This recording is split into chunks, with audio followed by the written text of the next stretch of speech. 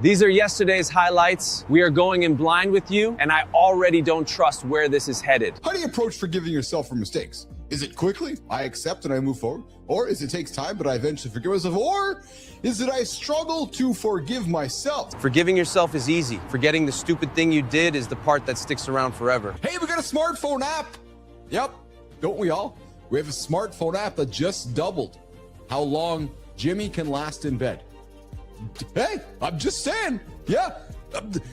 But truthfully, a smartphone app just doubled how long men can last in bed. Imagine explaining to your grandfather that stamina is now a software update. I have some of the most important breaking news dropped this morning on my phone as I was walking into the lab.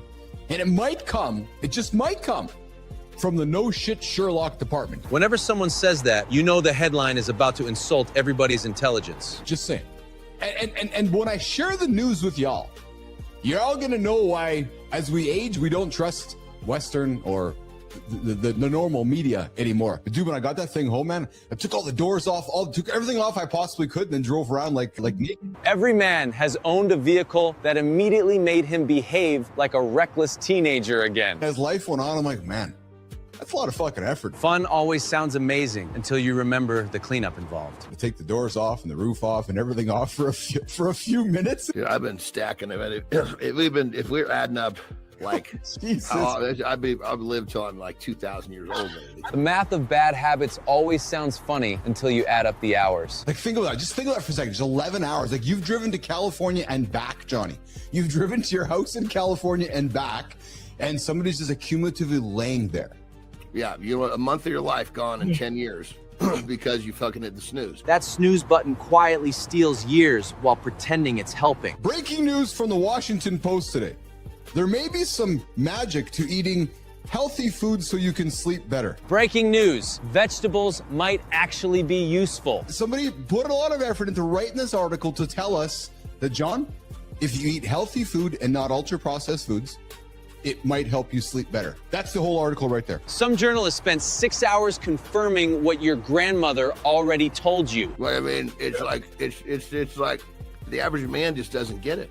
The disconnect between eating like chemicals and food is not known amongst people walking the streets. People live in the world of fucking going to work and coming home. Routine quietly becomes a cage if you stop questioning it. To watch Dancing with the Stars.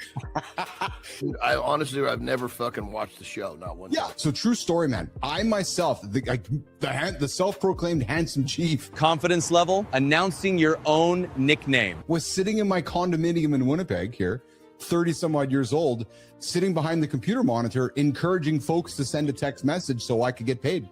True story.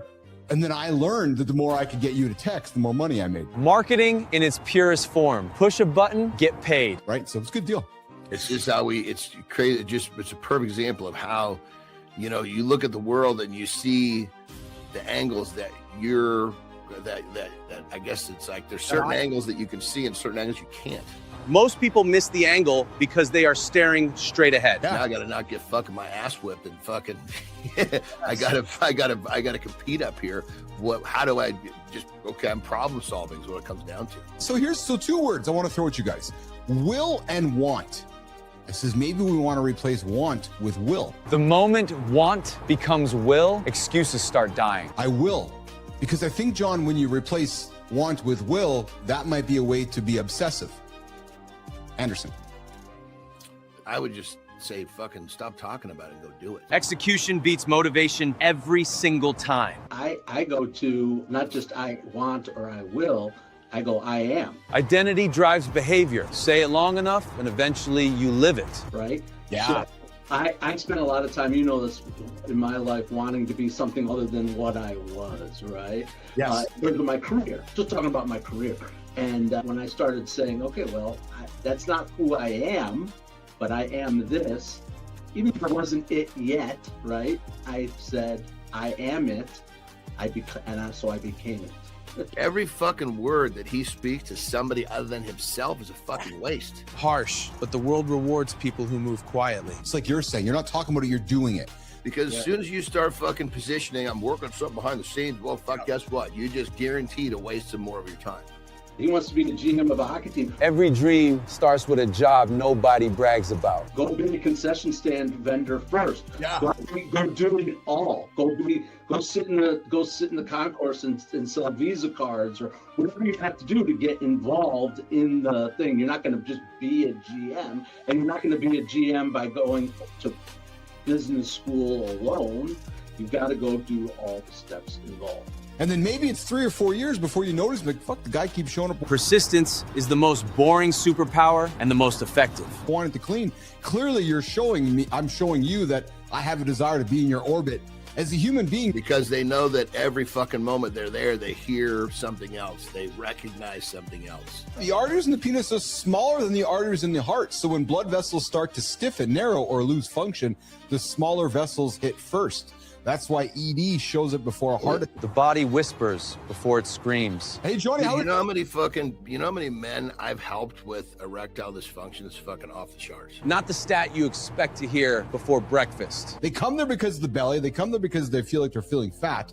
But what they're actually coming there for is the ED stuff. But if the fucking blood is not being sent down to where the vessels are dilated, nothing's gonna happen. The odds are you're gonna get some bit of fucking movement. You might not have that goddamn diamond cutter that you're looking for, but it'll stand tall for you for the first time in a while.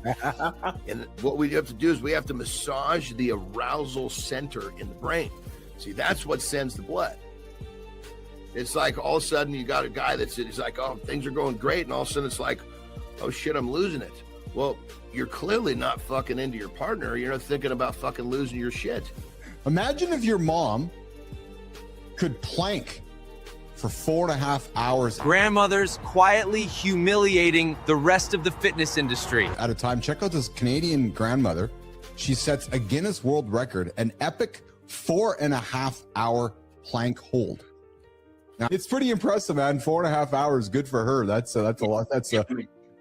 And a grandmother of 12 children. But so I basically went back to him and I said, look, I'll do what I can to get them strong. I'm just being honest with you. They're not going to be strong like you want. But what I can do is I can deliver a really fucking mentally tough group of kids to you. Over the course of this 7 weeks, I basically started their workout off with a plank. The first fucking day, nobody made it a fucking minute. Not even close. At their graduation, 37 minutes. Consistency beats talent every damn time. It has nothing to do with blood flow, cock size, any of that. Well It has to said. do with stimulating the brain. That's the most important sexual organ we have is above the neck. Turns out the brain is running the entire show. So just fucking realize it's don't sit here and think that you're the fucking only one on this island. The island is fucking filled with people that have limp, flaccid fucking cocks. This show takes some wild educational turns. It's gonna suck, but I'm gonna do it anyway. Then I have to do it because all the reason I'm not wanting to is all the reason that I need to. Yeah. I mean, you just gotta, it's the thinking about it that fucks it up. I open up my Peloton app Sometimes momentum starts with pressing one stupid button. and I just literally pressed a button so that a run would start running, and I had no choice because I wasn't going to stop it. You could pick up a potato and fucking throw it Nothing good in history has ever started with a sentence about throwing potatoes. at your buddy or your brother, hit him right in the fucking head. It wouldn't cut him open. Think about this. You're 10 years old. You're in a because this would have been a field that's already plowed. So you're talking about some of the potatoes that didn't make it out, right? But you're talking dirt clods. You're talking potatoes. You're 150 yards apart. Childhood entertainment required zero technology and maximum stupidity. And you're just fucking throwing whatever you can at your buddy trying to hit him. And potatoes if you're in a potato field, you're throwing potatoes. Some would say they make us fat. Some would say they're energy, but potatoes are everywhere. The most underrated vegetable in human history. When Europeans first saw potatoes in the 1500s, many were suspicious. They wondered what the hell it was and why it was showing up everywhere. But over time, they found that it was a cheap filling and grew well in poor soil, and it fed humans. Hey, let's move from potatoes to somebody who gave a big fat fuck you to the world last night. Nothing says Hollywood like begging for applause while pretending you're above it. Is an actor that we all three of us grew up. I'm somewhat in the camp of these award ceremonies are just like self-aggrandizing. When you reach a certain point, that trophy doesn't matter anymore. Yes. That's all it takes is just a little bit of compassion and understanding, empathy. Empathy is easy to preach and hard to practice. Is what other people are going through. I mean, obviously I'd want to be harnessed in and safe, but I've jumped off of stuff and out of planes and that kind of stuff. So. Well, I think if we didn't carry on with this topic, that many men are, I guess, afraid to have the conversation, it would kind of be not doing today's show justice. And what are we talking about? Talking about flaccid cocks. If you're one of these dudes who's got the erectile dysfunction, I get it.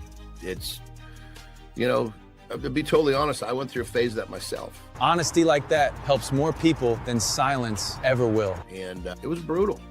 It was freaking brutal. It's the shit you're eating. So you're eating in a way that's you're eating so many chemicals that it's basically taking your brain and its proper function way out of its track. And let's be honest, we all want to get it. We all want to have sex. And when you can't do it because your shit's not working, it sucks. I've been there. Cut out the processed foods. Half the modern health advice is just stop eating garbage. Start drinking some water, and probably by this coming weekend, you're going to have some movement with your problem. Rock and roll.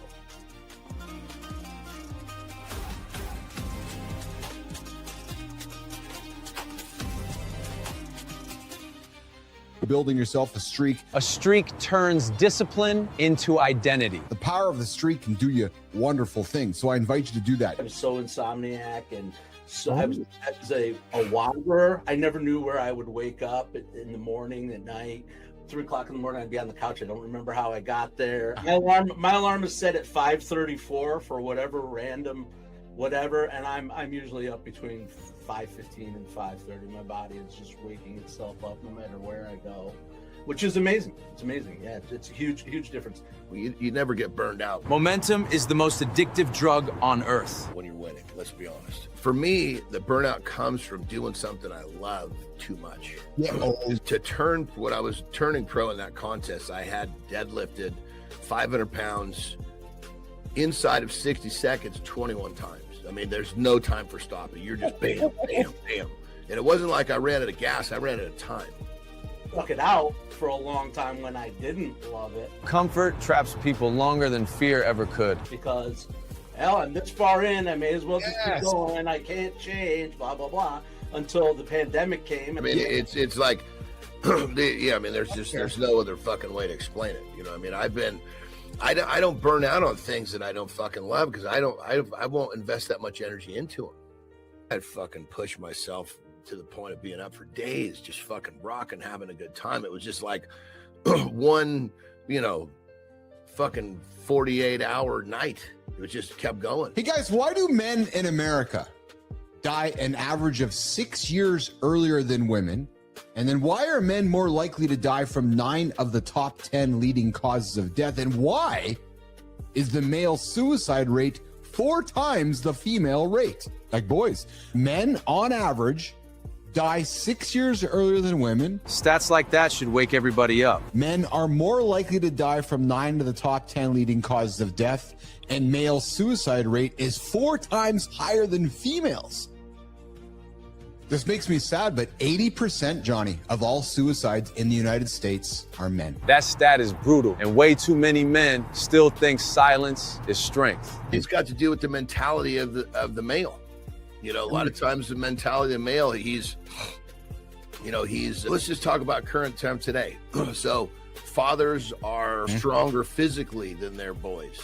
They were raised different than their boys. It's like, so you've got this product of today's society who is not going to perform like his father, but he's been programmed that he needs to be like his father. And he's just set up for failure right there. Right. So that, I mean, it's there's so, and that's just generally speaking, because we're programmed to be these warriors, but we're not trained to be like, society did not train us to be warriors. Society trains us to be pathetic. Why does the government have to be in the middle of this fucking thing? That question has been asked for about 200 years. Well, why does the government always have to be in the middle of everything?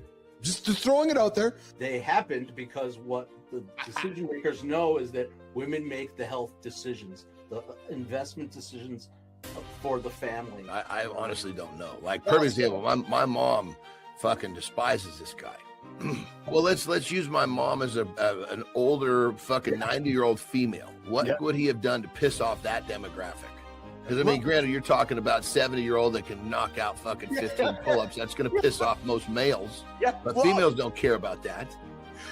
You're bang on it because he presents an alternative point of view that everybody, John, your mom, my dad, like the demographic older than us was raised with a point of view that is not disagrees with. Why is he telling us to eat whole foods when the guys our age told us to eat fucking Kellogg's for 50 years? Why is this guy now saying it was all wrong? Right? So, and it's not a matter. We were raised with go and get a prescription, go and get a prescription, go and get a prescription from the doctor. Where Kennedy's like, no, eat whole foods, try alternative types of health. I think you guys know me well enough to know that I just like leaders who make decisions. Because I get frustrated by those that don't make. So whether it's right or wrong, just make one. And I have respect for that. I have a lot of respect for somebody who's like, you know what, I put my balls and I'm making a decision. Awesome. It's good because it's so hard for people to do. I can't believe we used to look at this and go, this is the height of technology. And I understand that, but I gotta think the benefits, the economic benefits from installing that when you're working on roads, especially in Manitoba. Like what's shaking Lauren, I see you there, baby. You know, when our seasons here, our roads get wrecked so often. When it's summertime, half the roads are fucking closed. Like, it's fun to come out of there for a week or two, but fuck, I can't wait to go back where it's calm and peaceful. Well, in Switzerland, when I was there, Sundays were not only closed, but you couldn't cut your grass. So if you use that straight example, you've just received 16 days back in your life. Think about that. Holy fuck, 16 days back, right? We're not just fixing things. We're actually using genetics and cellular technology to build something new, not just slapping an artificial substance on it.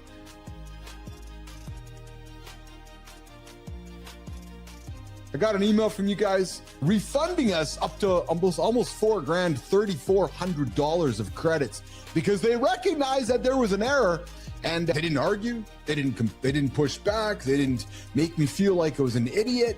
They actually delivered incredible customer service. Like, hey, we found the problem, we're gonna give you your money back. That to me is awesome. What I'm gonna say next. Most brands, from my experience, are confusing audience with a community.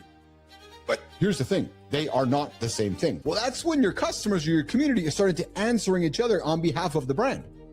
Think about that, or defending the brand without being asked.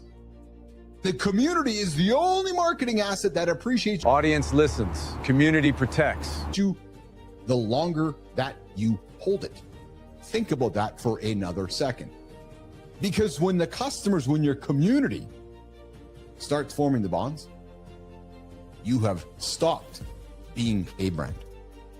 You're actually now becoming infrastructure. That was the warm-up. The full show is up next, and it only gets stranger once everyone settles in.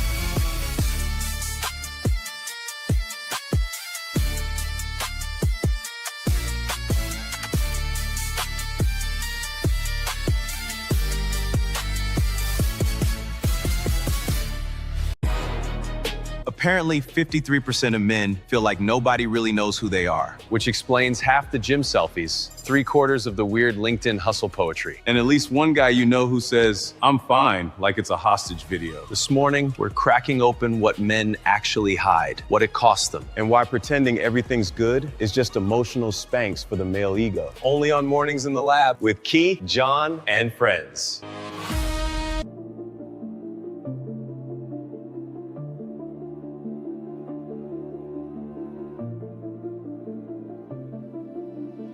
Good morning and welcome back to Mornings in the Lab with Kaith, Jon, and friends. Your live morning show for real talk, motivating content, and entertaining conversation designed to help you start your day with some momentum. Come check into the show. Come say hello. Mornings.live over on the Mornings in the Lab Live Network. Come hit like, come hit subscribe to show your proof and build your streak with us every single morning. Yeah, true story. Lookinmymirror.com, because every single day we need to go look in our mirror.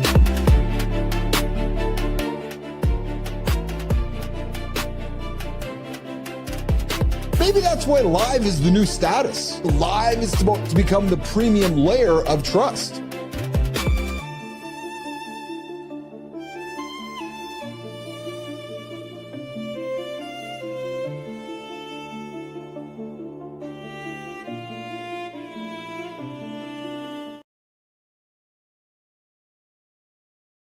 Whoa, baby, smoking on fire. Thank you, Jamie. Hey guys, have you been walking around acting unbothered while your brain looks like a garage full of power? Well, or power tools and just those unresolved childhood nonsense. Well, today coming up, just might hit a little bit close to home in the best possible way. Good morning, Jay. What's shaking? We got laughs, we got some sharp conversation, and a few uncomfortable truths in store. But first, welcome back to Mornings in the Lab with Kaith, Jon, and friends, your live morning show for real talk, entertaining conversation, and motivating content designed to help you get your day up, get your day started, and get your day off achieving some big, audacious goals. Hey, standard reminder, everybody. Parents, get out of the room. This show is for the kids. Yeah, R-rated experience, F-bombs, B-bombs, every bad piece of language you can imagine, every truth that will land harder than a cheap hotel pillow. So parents, Jimmy, excuse me for a quick second. Boom. I had to wipe my sweaty lips. Yeah, hey. So kids, just a heads up, man. This is the Handsome Chief. I'm the self-proclaimed dude who hosts the show. My name's Keith Billis. If you guys are here and if you're offended, leave the show. Tell your parents, hey parents, I'm hanging out with Uncle Keith and Uncle Jon today. Yes, you are, baby. So we got a big show today. But before you do that, head on over to mornings.live to let us know you are in the building. And hey, who's the guy sitting there in the mirror? Jimmy, what do you think I was doing in that pose? Just wondering. Yeah, just wondering.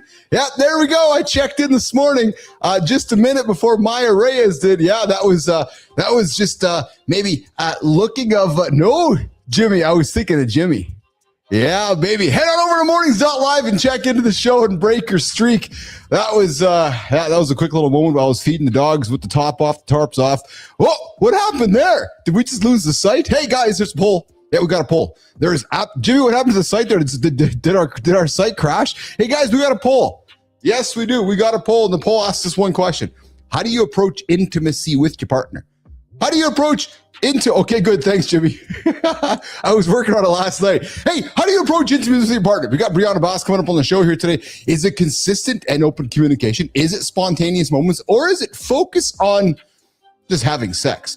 I just want to have sex with my partner. Yes, one of the three. Consistent, spontaneous, or you just want to get her, bend her over the part. Spontaneous, ridiculous behavior. And today's daily question is this. Do you think modern relationships are harder to maintain than in the past? What the hell kind of question is that? Hey, Jimmy, what question is that? So my relationships in the past were with my mirror and a pack of magazines. Right? Whole right, you know. There you go, guys. Hey. All right, so producer Melissa Neiman, I did not get the snooze thing built. I was too busy building something else.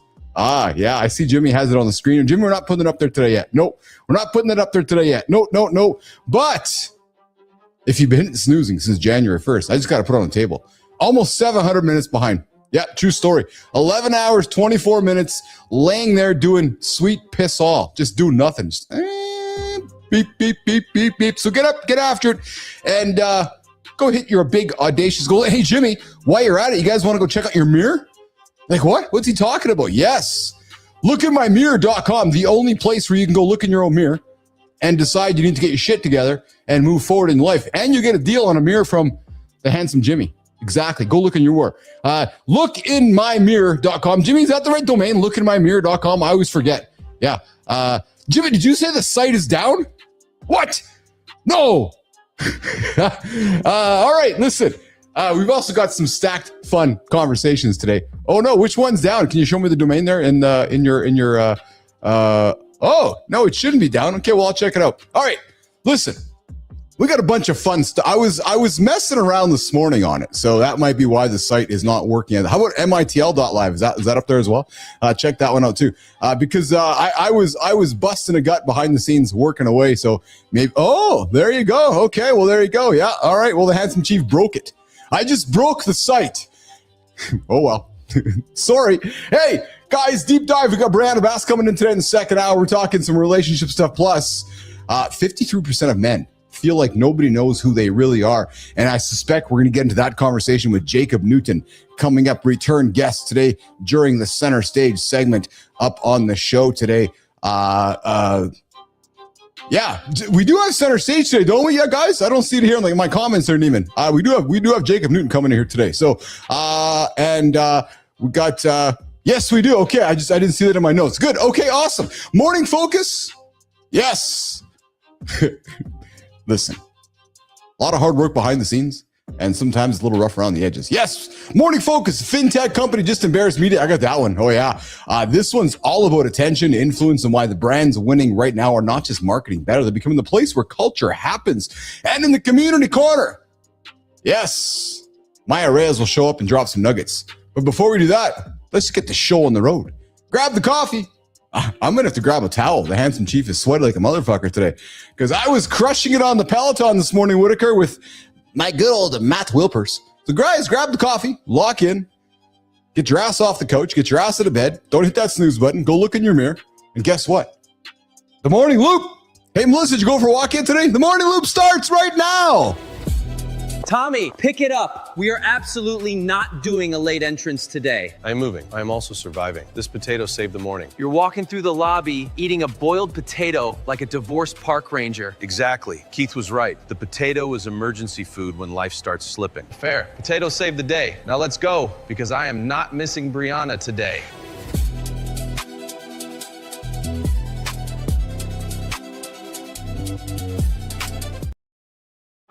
Hard. Yeah. So, mornings in the lab in the MITL studio. We have been aggressively embracing our lovely friends called the agents. And sometimes they work and sometimes they didn't work. So it looks like this morning, one of our agents did not do the job for Melissa. So she's trying to figure out how she's going to discipline them today. She's like, well, how do I discipline it? I'm like, I have no clue. I no clue. How do you discipline an agent? Yeah, true story. Problems coming up in the 75th century, disciplining agents in the world. Yeah, true story. All right, guys. Jacob News joining for center stage. Looking forward to that one. We got a bunch of big conversations in the conversation desk today. Hey, your sexual desire doesn't peak at 18. No, it peaks at 40. We got that conversation coming up today as well. And of course, we dropped a short this morning. And no, I'm looking for this one here. Oh yeah, we got a trending topic. Theo Vaughn and David Spain self-financed a movie. Oh, they're taking a page out of my books. Yeah, no studio, no permission. What? Oh yeah, this film directed by Jonah Fangold and opens in theaters on April 17th. Listen guys, this story follows two friends who think becoming waiters will fix their lives. And this one, guys, this one is all about the business play, right? It's a live case study in entrepreneurship, creative control, and risk tolerance. It's called the Bus Boys, and I suspect that one's going to be just a little bit funny with David Spade and Theo Vaughn coming up in I believe it's April, April 17th of 2026. Which looking forward to that one coming. All right, Johnny Anderson is on his way into the lab here. Of course, we got Jacob Newton coming up here today, and of course, we also got Brianna Bass joining us in the second hour. We got some topics on relationships, how to communicate with your partner, maybe some sex talk, all that. And hey, This is going to begin our regular weekly engagement with Brianna starting this Tuesday. All right. Well, listen.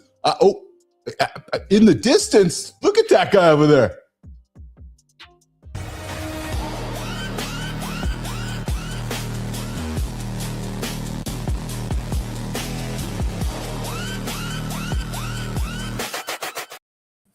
Yeah.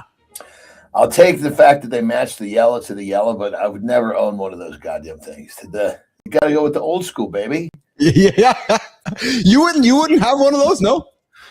Not the new ones. No. Well, I say new. I mean, the electric one interests me a little because it's electric, but I have the fucking real deal. I got the fucking full blown Humvee, brother. You got the oh yeah. Do you have like the original wide one? Remember that big fucking wide one, like the original? Dude, tell Jimmy, go on my Instagram. Yeah. In the last 3 or 4 days, I posted a picture of it. Oh, okay. Yeah. Jimmy, if you can grab it here, we'll do that. It's a true Humvee. It was like a military vehicle that I had redone. Oh yeah, so like one of the originals. Remember when Arnold was the first one bringing it to commercial North America. People were like, oh, there's Arnold Schwarzenegger with the first Humvee. I remember that actually. Well, that was so he had the so there's actually Humvee, which that's a military vehicle. Yes, that's made to go to war. Then there's H2, yes, which is where they made the civilian version. Yeah, that's so right. I believe he had both. Okay. Yeah. I think what happened is he made it popular by driving the true Humvee, and then somehow Chevy said, "Hey, let's do this." And then he actually has the first 2 that came off the line. Yeah, you're absolutely right, dude. You're absolutely right. And then you also know in the journey of Humvee, the company sold over to a Chinese company, eh?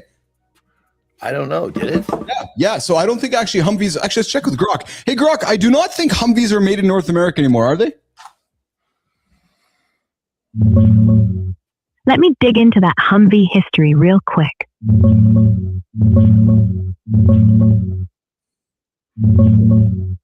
Hell yeah. Jimmy, pull up that pic from Keith's Insta. Look at this beast. That's the real deal. Original Humvee H1. There's no such thing as so I think a H1 and a Humvee are actually different too. I think. I think so. Yeah, but Grok, I thought Hummer sold it to a Chinese automobile maker, or is it still an American company? There we go. There it is, right there. Wrong one, dude. You get right there. Oh, there it is, right there. Yeah. Oh, yeah. Oh, dude, that is awesome. Yeah, I had. Those are like. Bigger, so there's 2 different versions of those. I can't remember it's like M998 and M blah blah blah blah blah. But basically the difference is, does it have 3-speed or 4-speed transmission? Oh, and is it the bigger or the smaller motor? Original motor. So I have the bigger motor, which still is not very powerful, but the one that's small, the other one's just a dog, but it has a 4th gear. So I put those extra big tires and wheels on it.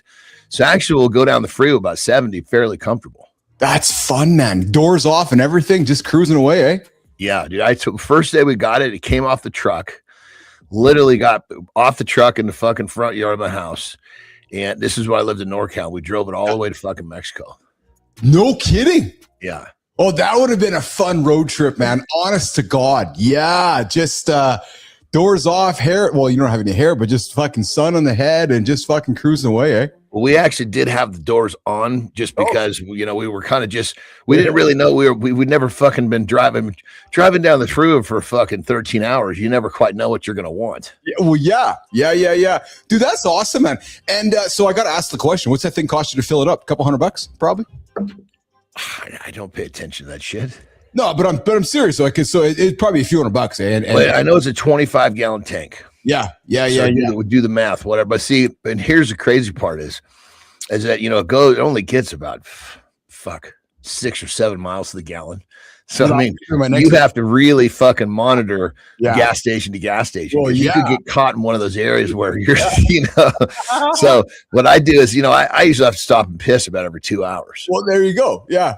So I just make sure that sometimes I'll stop and piss onto the side of the road while in that vehicle. I piss in a gas station every time because if I'm 2 hours, it won't run out of gas in 2 hours. I love it. I love it. Hey, how was your last 22 hours of your life, my friend? What was any highlights of your life last 22 hours, or was it just a consistent loop for you? Good question. So yesterday, I was kind of practicing my turn off the urgency button. Oh, okay. Yeah. Because there's some days where you just gotta fucking go because there's one of those days where shit just kind of too much shit got in there. Absolutely. Yeah. Yesterday wasn't one of those days. But at the same time, I have kind of a subconscious habit of being in that mode all the time. Nice. Which is good and bad because remember, we have to fucking unlearn these behavior patterns. So basically what I did is I said, okay, look, here's what you got to do. Yeah. There's no timeline in any of this. Yeah. You're going to fucking chill, relax, and truly enjoy all of what you're doing rather than just realize that you've got to get this done by this time and this done by this time. It was a challenge, number one, but it was good. So you're telling me you're intentionally actually trying to find some ways to slow down. Like you actually are slowing down. So slow down may be the wrong adjective. What? Well, no, you got to hear what I'm saying. That's what I'm saying. Slow down's the wrong. It's enjoy. Yes. When you're moving with a sense of urgency, you're not smelling roses. Yeah, no, I get you. Yeah, no, so I like that. Moving with a sense of intentionality, an intentional step, no wasted steps, no wasted energy. Putting my attention and my energy in the right spaces. That's a good way to look at it. Yeah, I mean, this year. Remember, one of my big goals this year was to start leaning on my team leaders and let them handle shit. Yes. So that I could be more of this way. The problem is this has been probably going to take me a couple of years to learn how to do this on a daily basis. Sure absolutely. Yeah. Yeah. What is it? What's the guy's name? Jimmy Maive. I can't remember his last. Dr. Dre's partner from Beats. Jimmy Iovine. Yeah.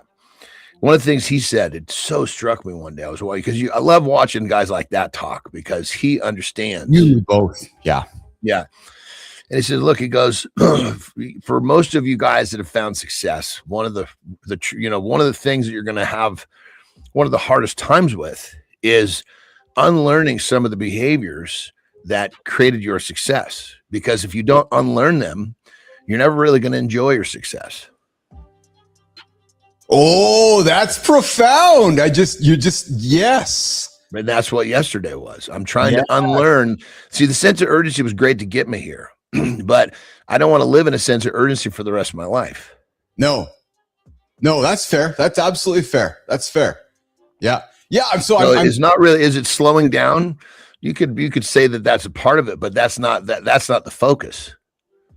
Yeah, so I would wonder if it's maybe a switch of adjectives from sense of urgency to sense of intentionality.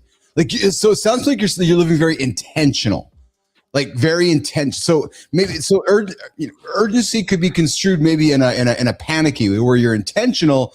It's deliberate. There's you know what I mean. It's very intentional, purposeful way to spend your time. You're intentionally, picking when you're having a nap intentionally, there's some, you're learning. That's true. I agree with that, but I go deeper. Okay. Because intentional doesn't always mean you're enjoying. Well, I think I challenge there a little bit because I think if you're obsessing over something, you maybe you will find a way to enjoy it. Well, but then maybe not, because if you're trying to exactly, maybe you will find it. Well, okay, I'm not trying to maybe shit. No, I'm trying to enjoy, and I'm focusing on that today. Yeah, well, because as I'm talking through the intentionality, I'm like, well, wait a minute. No, actually, I'm not intentionally enjoying this right now. So I will, put some urgency behind it as well, which is awesome. That's it's interesting because we've been hanging for coming a couple of years now. It's like a maturing of John Anderson in many ways, and it's a compliment. Let's be honest. It's growing up. It's moving forward in life, and it's picking different lanes to be in, so to speak.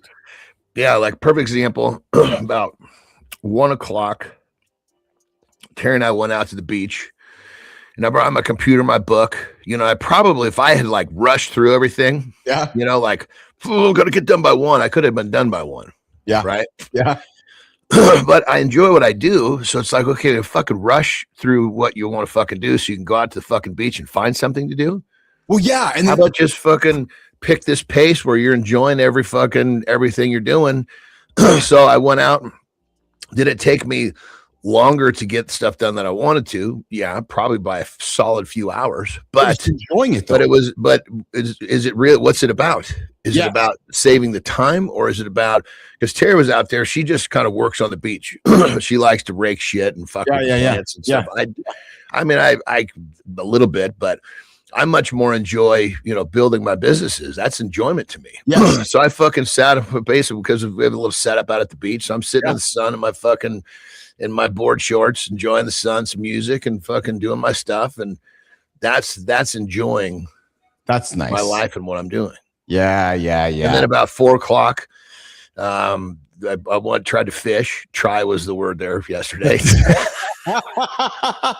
oh, mister. So your partner's in the camp tent cooking dinner, and my partner is out fishing, and he didn't catch any fish for us. Well, no, yes, I did. You're correct. I didn't catch any fish, but I spent the whole fucking time getting Terry's fucking pole unknotted. I'm like, fuck. I'm like, Jesus Christ, babe. I think I've cast about 6 times. I've been here fucking undoing, because then I hand her my pole. She keeps casting and I fix hers. My first few times fishing with Carter, I swear I spent more time, putting stuff on his hook or fixing up his hook or rebaiting his hook than I actually did fishing, right? So it's well, we're using lures, so there's nothing to put on the hook. Yeah. She just kept I don't know, fuck she was doing. Every time I look over, this big fucking mob of knotted fun. I mean, I was having to cut off 30 feet of fucking line, dude, because he was bringing it. What was happening was she was, when you cast out there, because we're not putting weight on this. It's just the weight of the lure. So it's really light, which is actually difficult, because you got to fucking start to reel as soon as it fucking hits. 100% tension. Absolutely. And so she lets it hit, the fucking another 20 feet of line fucking goes out. Then she starts reeling. There's no tension, and it just makes this fucking ball. I'm like, baby, watch what I'm doing. I was flumming out there, and she heard the click right before it hit the ground, right before it hit the water. That was me basically closing the bail to start. And she's like, Well, at that point, I fixed her fucking line, and she was done. So I was like, well, I guess that's it. Dude, I love fishing, man. There's something so peaceful and enjoyable about it. You never know what's on the other end when it's biting your bait, and it's a struggle. It's fun. I find it very relaxing, very intentionally relaxing, dude. And check this out. Because we got a lot of wildlife, which is really cool. Of course. Ducks and geese and this fucking small. I don't want to call it family. It's too big, I would assume, but I don't really know. Yeah.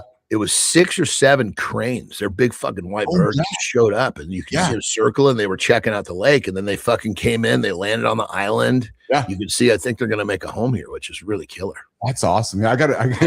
Here's a funny joke. So not a funny joke, just an observation. If somebody stumbles by our show or stumbles by our media and our content, they see you and I, and they would form a perception.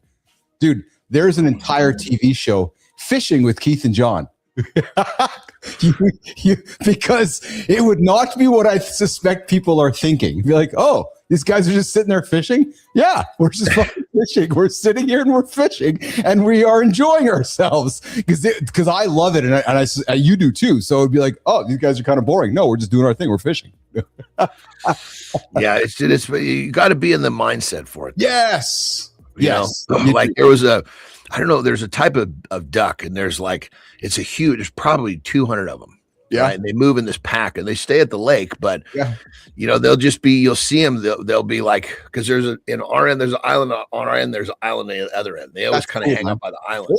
But something will spook them. Yeah. And they'll fucking fly this far over the water, this high.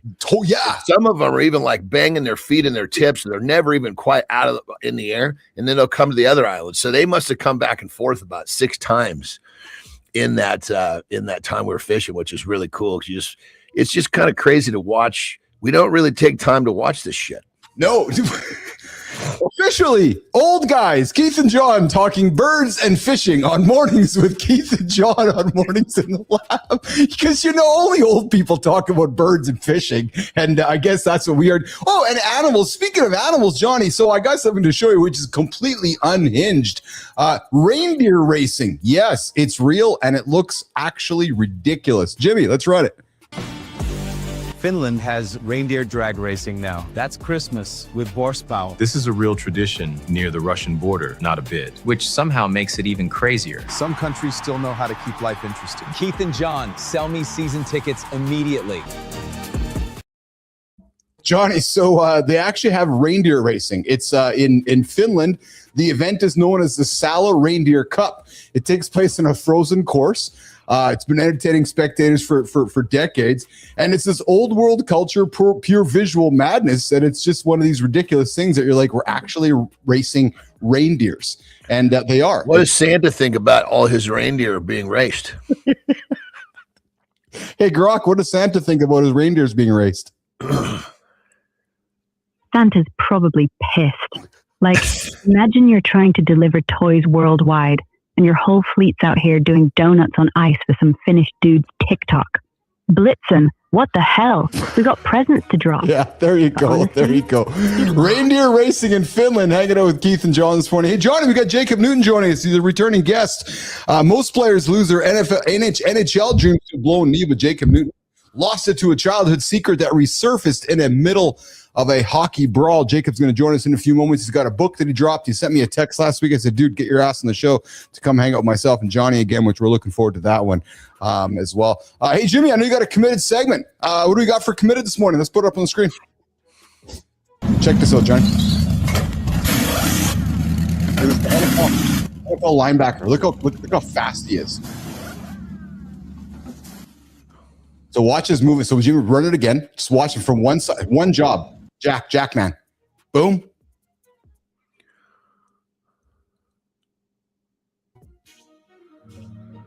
I think it froze. Jimmy, did it freeze? There we go. Try it again, Jimmy. No, I saw it. He's basically just one jack, one tire, pull the jack, same thing on the other side. Pow. Yeah, and that, those fucking jacks are not light. No. So for people that do, I used to use those when I was practicing my Hercules hold, which is basically I would have to jack up like 400 pounds on each side of this pulley system, and then I'd stand in the middle, hold it. Okay. And the fucking jacks were a son of a bitch. Like, my blood dad used to help me do it, and he had a hell of a time getting the fucking jack in place before I put the fucking weight on there. When I watched that, I was thinking about you, how you would observe that. I was trying to dissect how you would observe it. Like, he had two tasks, hey?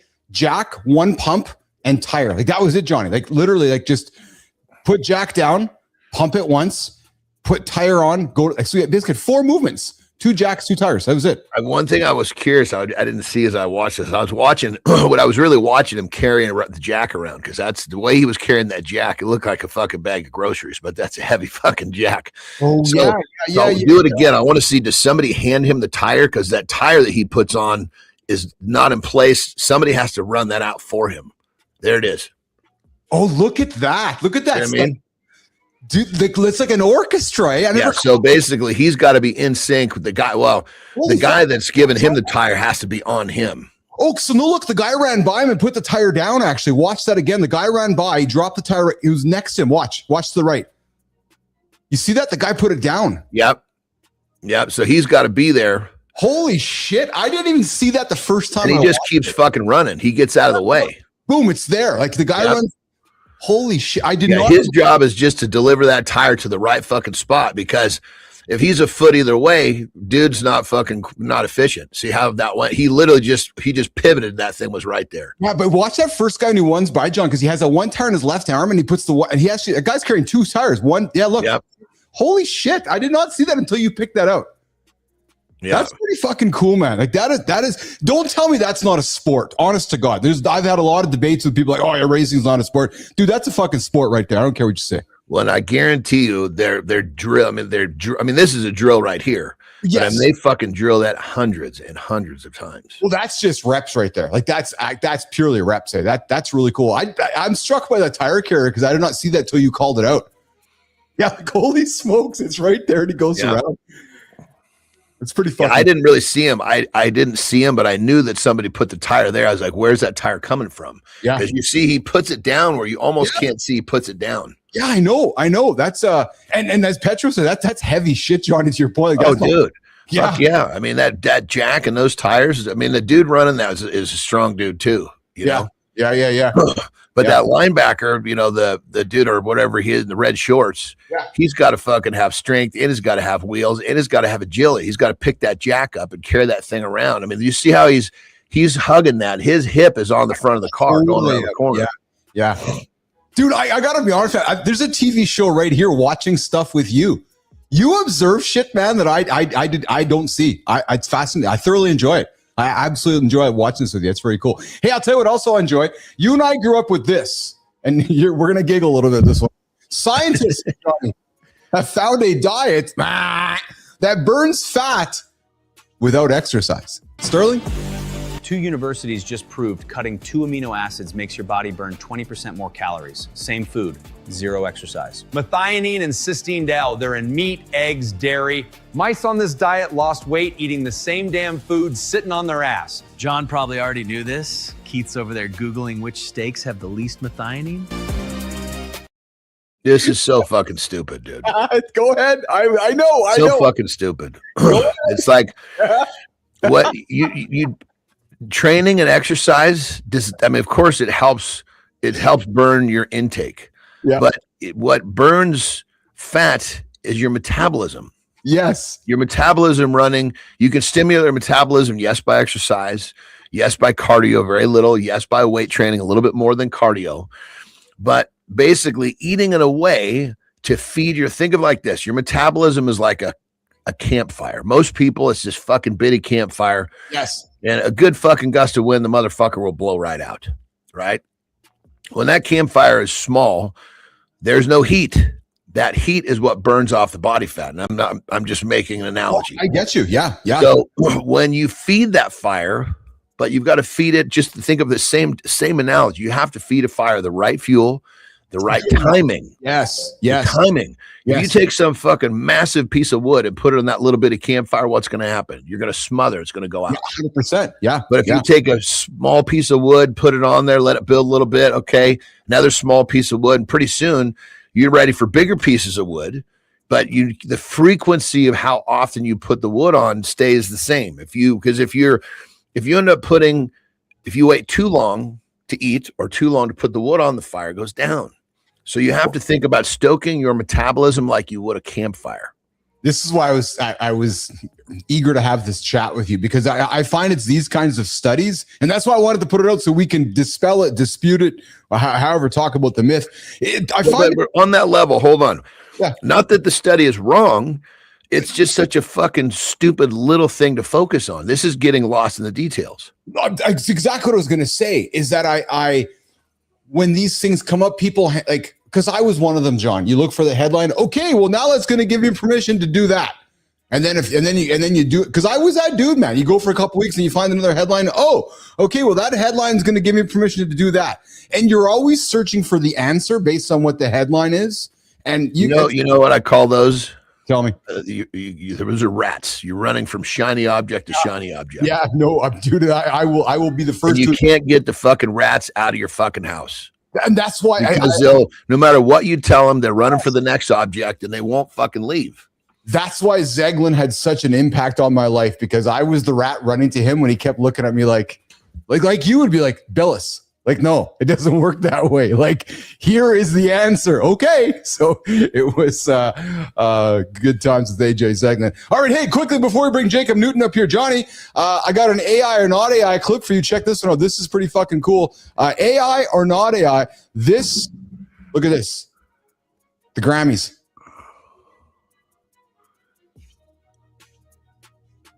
Every single person is, so it's obviously AI, but everybody's dead. But just look at it. I was going to say, these it can't be real because you got a bunch of dead people. I know, but just look at it. Like look at the audience. Like it's pretty fucking crazy, man. Like, that is just like that. You look at that, like there's Whitney Houston, Marilyn, but more importantly, like, you look at how much culture. Michael Jackson's walk is way too manly. Yeah. Bob Marley. But more importantly, like like you look at the impact on culture with like all those people there, right? You think about that, right? All those dead folks. Yeah. Incredible. Crazy, dude. Incredible to me. All right, let's pivot gears. Let's pivot gears to our returning guest, Jacob Newton, losing his childhood secret. Lost.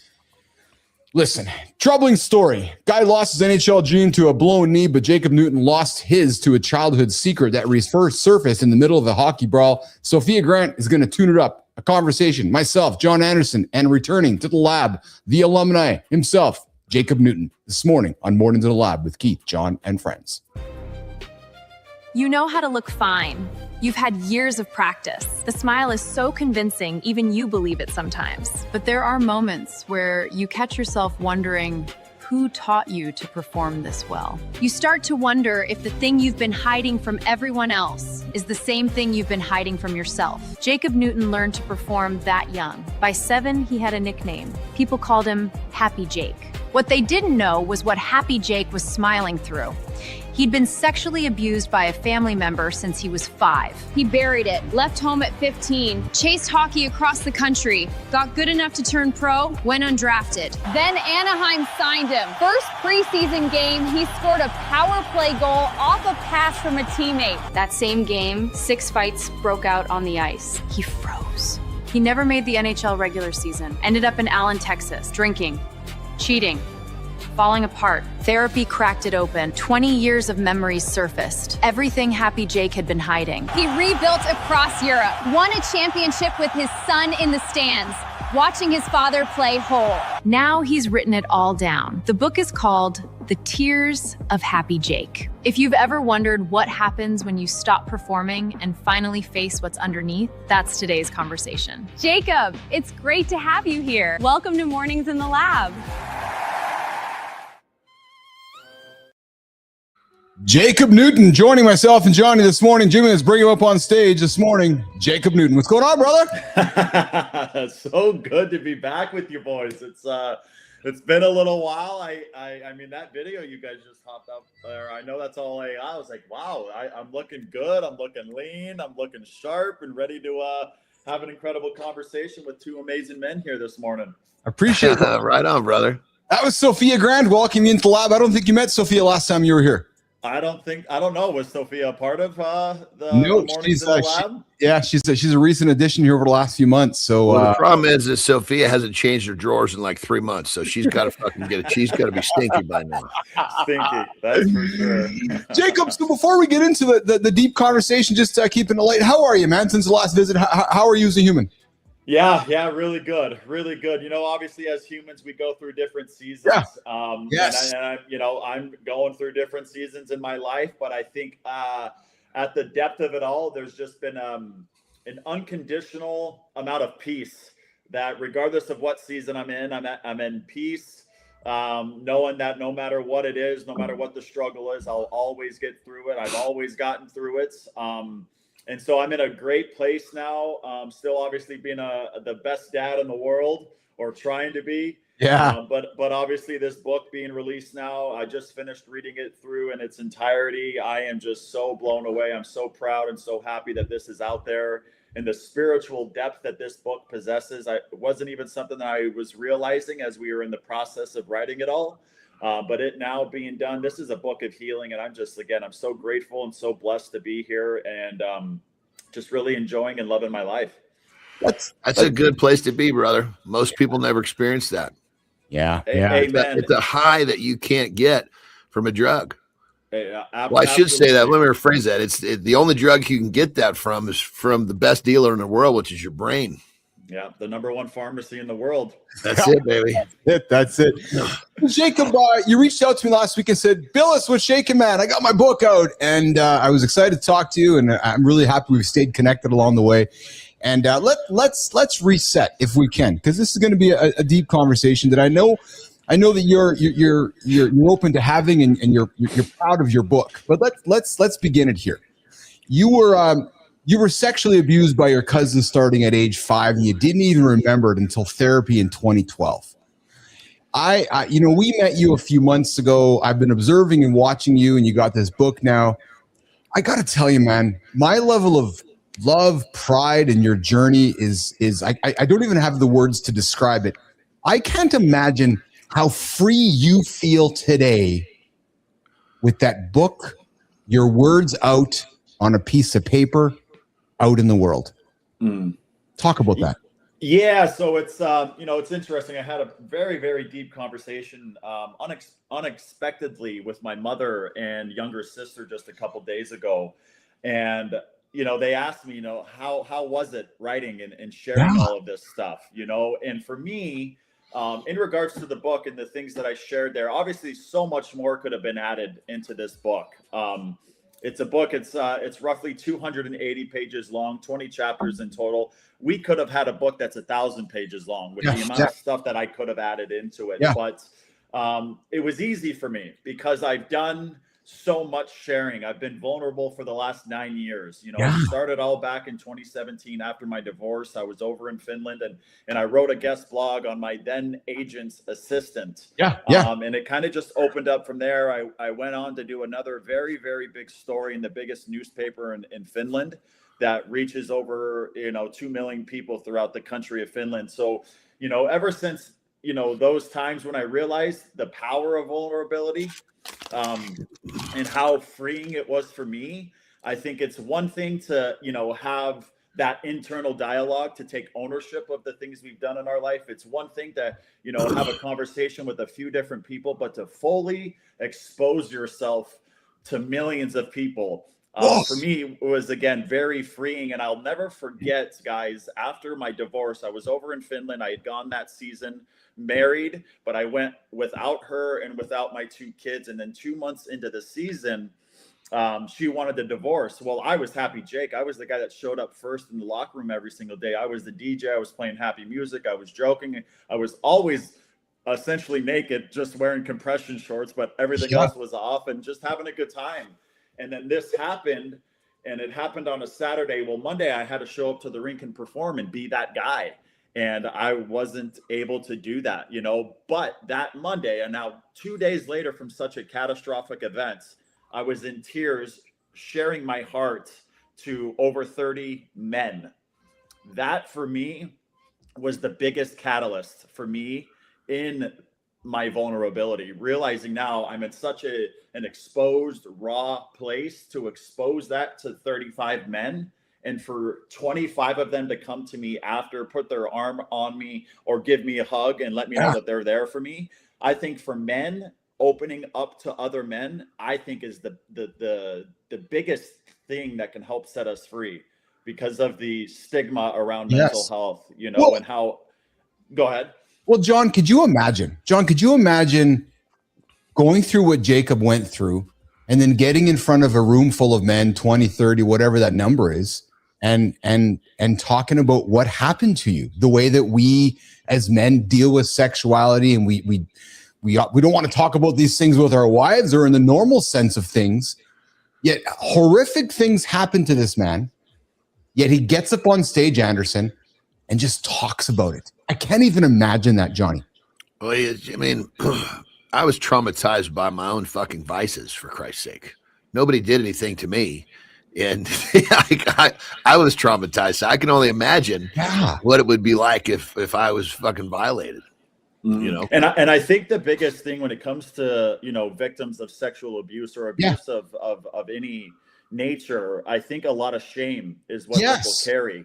I know for me, because I didn't repeat the cycle, I didn't then go and abuse anyone. So for me, in terms of sharing and being vulnerable, I have no shame because it wasn't anything that I did. These were things that were done to me. So why would I carry any shame whatsoever? Right. I think maybe guilt and thinking that What about the feeling of embarrassment, though? I know it's kind of maybe a subjective term, but does that hold men from sharing things? I'm embarrassed because I got to think so, Jacob. Well, if I were to fully share exactly the things that I did to my cousin, albeit I wasn't a willing participant in those actions and then in those experiences, but I'll share it. I'll be full. I had his penis was in my mouth at one point. So knowing that Yes. That is then, or could be embarrassing to share that with somebody else. Yes. Especially as a man, you know. It takes courage to say that out loud, brother. Like, it gives me goose pimples to hear you say that. That's courage, man. And well, you know, so the thing that, I'm sorry to interrupt, but I mean, when you say that, the first thing that fucking jumps in my head is, I think, what in God's, and I'm saying this like for real, like, what is wrong with an individual who somehow finds pleasure in that? Yeah. Well, I mean, what I know about him is that he was abused as well. Yeah. And is a learned behavior.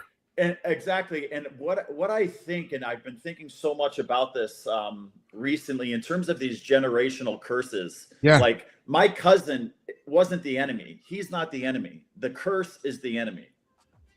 You know, that the sexual abuse was on that side of the family. You know, in terms of trauma, I've got my mom's side of the family is sexual abuse. My dad's side of the family is alcoholism. I took on both of those, and I'm so grateful that they both fell on me, because I was going to be the one to break these cycles. You said that last time. I remember that you said that was your mission. Your mission. Even when you and I spoke privately after the show, you said, Keith, this is my mission, to stop these cycles. Yeah. Like, I have no worry now whatsoever as it pertains to my kids. Like, I've got no worry. I know the cycle came to me, and I know the cycle ends with me. So I don't have any fear whatsoever in these things happening to my kids any longer. That's pretty fucking cool to hear you say that.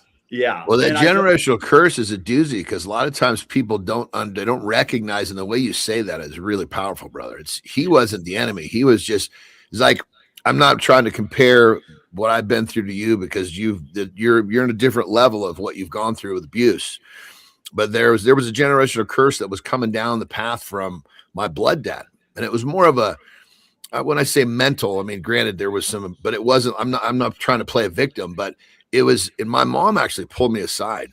I was, Jesus Christ, I was probably 40 when she pulled me aside, and she said, "Look, you got to understand, you know, he's just doing what happened to him."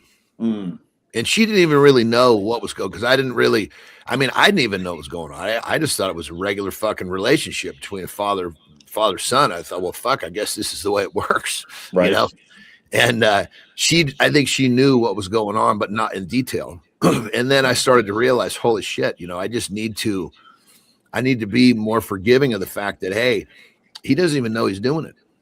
Yeah. And that's the thing. So when it comes to these generational curses, each person within the family lineage has a role. They are either going to be a continuation of the cycle, or they're going to be an ending of the cycle. And unfortunately, when it comes to these curses, so many people are just a continuation. And how could I have any regrets or any, like, I'm just so grateful. Like, would I have rather not go through those experiences as a 5, 6, and 7-year-old? Well, of course, but it was always going to be that way. And I think when it comes to this trauma, and so many people are just so resistant to it. Like, why me? Why did this have to happen to me? But in my mind, I'm like, why not me? Why not me? You know, life happens for us, not to us, baby. Amen. Amen to that, brother. Jacob, you when we met you last, you spoke about your faith and your belief in faith and so forth. I have also spoken on this show where I find we live in a culture today where I hear and I meet to people who speak of faith and believe in faith, but yet when somebody makes a mistake, they're quick to cancel them, or they're quick to not accept them, or they're quick to not offer redemption. Yet, from how I have taught of the Bible, you know, there's redemption, there's forgiveness, there's forgiveness. Exactly, moving forward. You know where I'm going with this. Have you forgave your cousin? 100%. Absolutely. I would love to see. There's no way he's talking like this if he has not. I know, but I set the question up that way on purpose, but I wanted to go like, Jacob, seriously, how? 100%, because I forgave myself. I think if we're not able to forgive others, the root of that is the lack of forgiveness of self. And I'll never forget that year again that I went to Finland by myself when I was still married. She bought me this creative meditation and manifestation workbook. Yeah. You work through it in 21 days, and each day takes you through 21 innate powers to create, you know, your dream life. Yeah. And the most powerful day out of all of those. I was doing all of this in preparation for hockey, but the healing that took place in the forgiveness aspect of these 21 days, like day 10 or 11, was the power of forgiveness. I went through that practice and I was actively forgiving people in my life that had nothing to do with hockey, but how that set me free to play more tension-free hockey. There was no work that I've done that set me more free on the ice than the power of forgiveness. So I had to forgive my cousin John. I had to forgive my father for being drunk and not being able to see the signs that were there. I had to forgive my mom for being gone all the time. So I forgave 3 people that, again, had really nothing to do with hockey, but in forgiving them, I was able to get out on the ice and not play as afraid and not play from that place of fear quite as much. So forgiveness, I mean, again, if you can't forgive other people, it's, again, the root of that is you're not able to forgive your yourself. own mirror at the end of the day. Well, that's everything. Life is a mirror. Other people are a mirror. Our kids are mirrors for us. And once you realize and recognize that and you become aware of that, you realize that there's just so much to learn in life. There's so Jacob, beautiful. Can you share with John and I that moment when you went to see cousin John? Did he know? So that hasn't happened. That hasn't happened. Oh, okay. So in terms of the forgiveness, again, once I was able to get to deeper levels of forgiveness of myself, once I was able to have a deeper understanding into these curses, I realized that, again, he was just a continuation of the cycle. He's not the enemy. The cycle is the enemy. Interesting. Right? And so I have not seen him. There was a brief interaction with him when I was still married, when my then wife first found out about everything.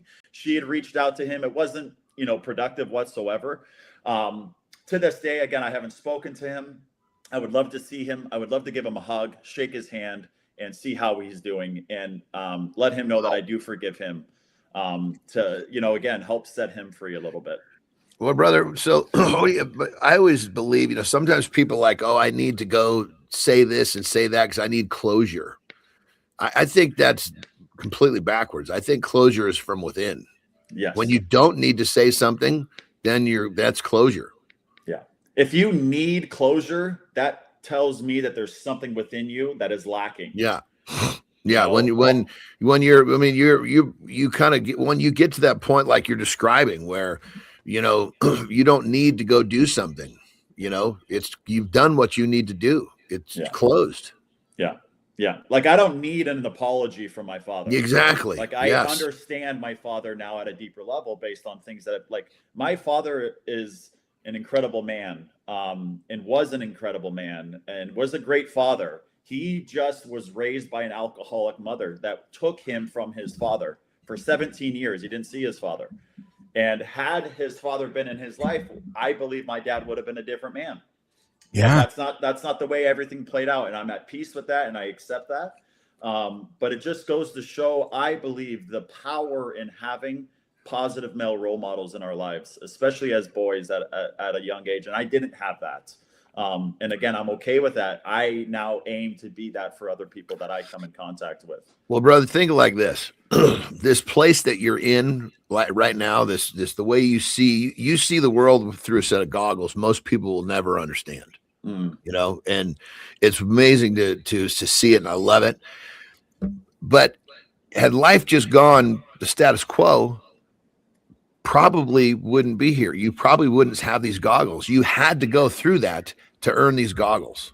Amen, brother. I feel as though if I would have had a career in the NHL, I'm not sitting here having this conversation. I was just going to say that same thing, because since the last time, John, we met, Jacob, and again, I've been observing you from afar, and then I was really happy when I got your note for today. It like, this mission of yours feels very intentional and very purposeful. And you're right that if that other journey happened, you wouldn't be here right now. At all. And I hate to say this so loud, but I'm sure maybe you're drinking, you're probably down the wrong path, you're probably not close to your kids, you probably made a bunch of shitty bad decisions, and you're probably not Jacob Newton, founder of Newton's Minds today. You probably don't have a book today. Just yes, sir. I'm not Jacob Newton in the now. I would have still been Jake Newton. That was the wounded little boy that was so lost. If I would have had a career in the NHL, my blind spots would have remained blind.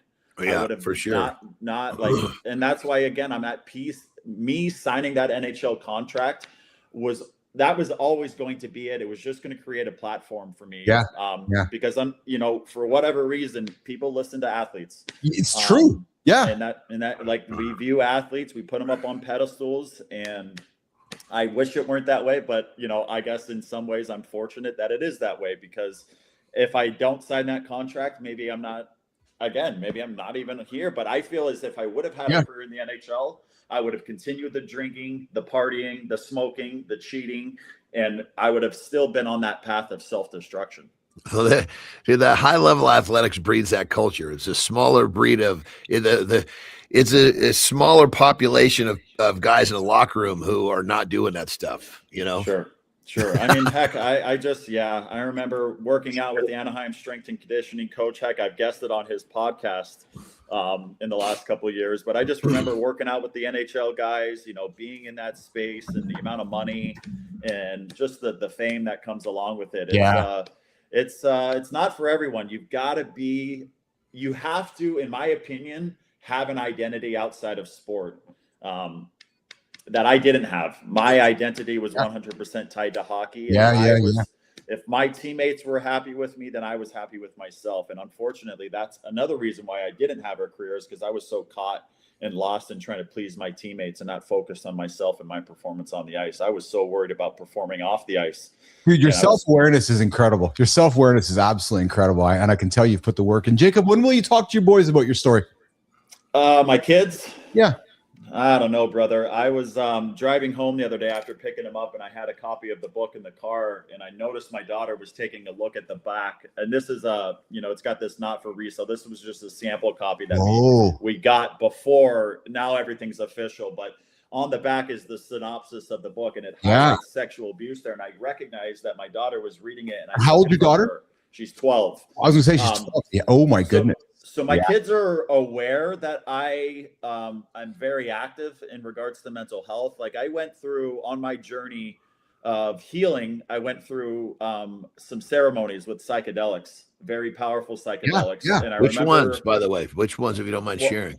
Yeah, mushrooms, psilocybin. Yeah. And then ayahuasca. Yeah. Okay. Yeah. So I've done ayahuasca, and ayahuasca was back in 2022, and it was an overnight experience. But that entire day, my kids were with me, and I was very, very emotional. I was almost like in a placebo effect the entire day. But I remember as I was getting ready to leave to go to the ceremony, I was in tears, and I was with my kids, and I just said, guys, I'm going to go and do some more healing. And it's going to be very powerful. I just need you to know that I love you, and I will be home tomorrow, but I've got to go and do this stuff. And I was under the impression that I was going to go and die.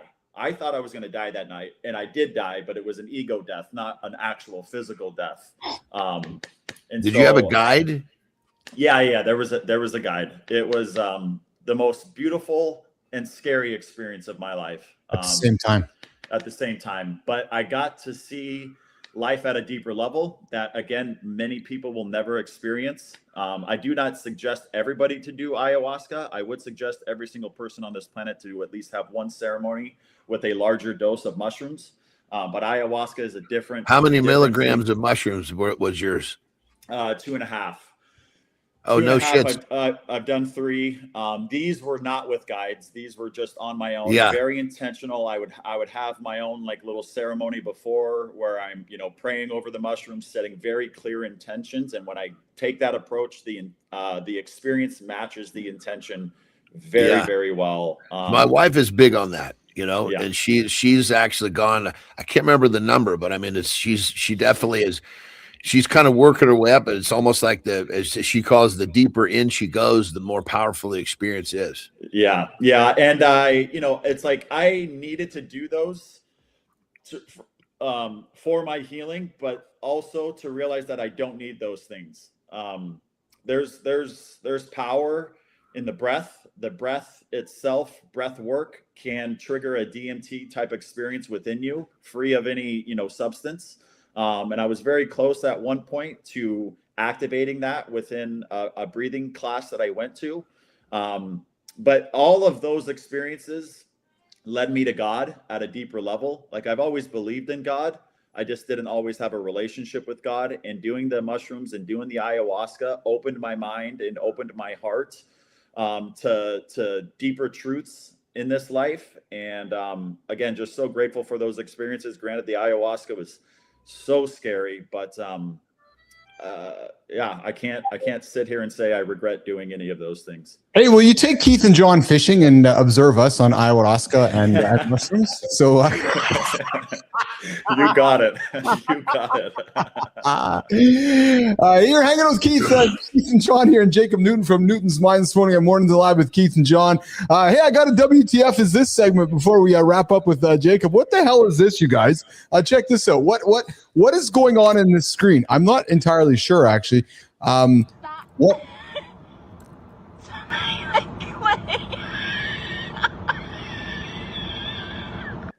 Johnny, remember you talked about people standing in line? So they put a mannequin at a bank machine, and you know how people just stand in line? Well, they put something in front of the bank machine, and then people just stood behind the person as if they were waiting in line. You know how people like just stupid fucking shit. So somebody like, look, that person's not even real, but people were lining up behind them. Just dumb shit, man. Jacob Newton, before we wrap up with you, brother, talk about the book for a couple minutes. Where can we get the book? Plug that, baby. Plug it. Oh, so Please. yeah. So again, you guys had it on the video. The title is The Tears of Happy Jake. I just finished reading it in its entirety. Obviously, I was reading it. You know, the author and I, we met once a week for probably about 13, 14 months, diving deeper. It's 3 parts in total to the book. The first part of the book is from the age of 13 until I played college hockey, so roughly 7 chapters. The second part of the book is 10 chapters in total, 1 chapter per season of my career. Yeah. And then the third part of the book is post-career, getting into 3 ice, and how the author was able to bring it all together at the end of this book. This book just possesses so much spiritual depth. The title of the book captures the emotion of the book perfectly. If you are a human with a good heart and are, you know, able to feel emotions, you're going to experience tears, and you're also going to experience happiness. Like, the highs and lows to this book are truly incredible. And again, it's a book of healing, and the author did such a good job of, you know, writing it in a way that matches the way I would speak about these different experiences. Yeah. And the words he used, his writing style, I'm blown away. I love how proud you are. I fucking love how proud. John, he's so proud. Like, this is a movie. As it should be. I know, but I love it. Like, I can just feel how the pride you have in your story. And I mean that with just nothing but capital LOVE. Like, you have a mission, man. You have a purpose. There's so many spiritual books out there. You know, the book that changed my life is The Untethered Soul. But the best part I would say about this book is that there's lessons without the reader being told directly what to do. And in so many self-help books, you know, you're being told exactly what to do. Do this, do this. If you want to be this way, do this. Yeah. So when this happens, do that. Exactly. And a lot of times people don't like being told what to do, right? Yeah. We have I don't know the mindset around it, but nonetheless, I am so proud. This will be a movie at some point, whether it's an actual movie or a documentary or a short film. We're already having preliminary discussions with people. It's a book of healing. I am on top of the world with it. There were some parts of the book where I didn't have full peace of mind. But after reading it, I've got full peace of mind, and it's a factual book.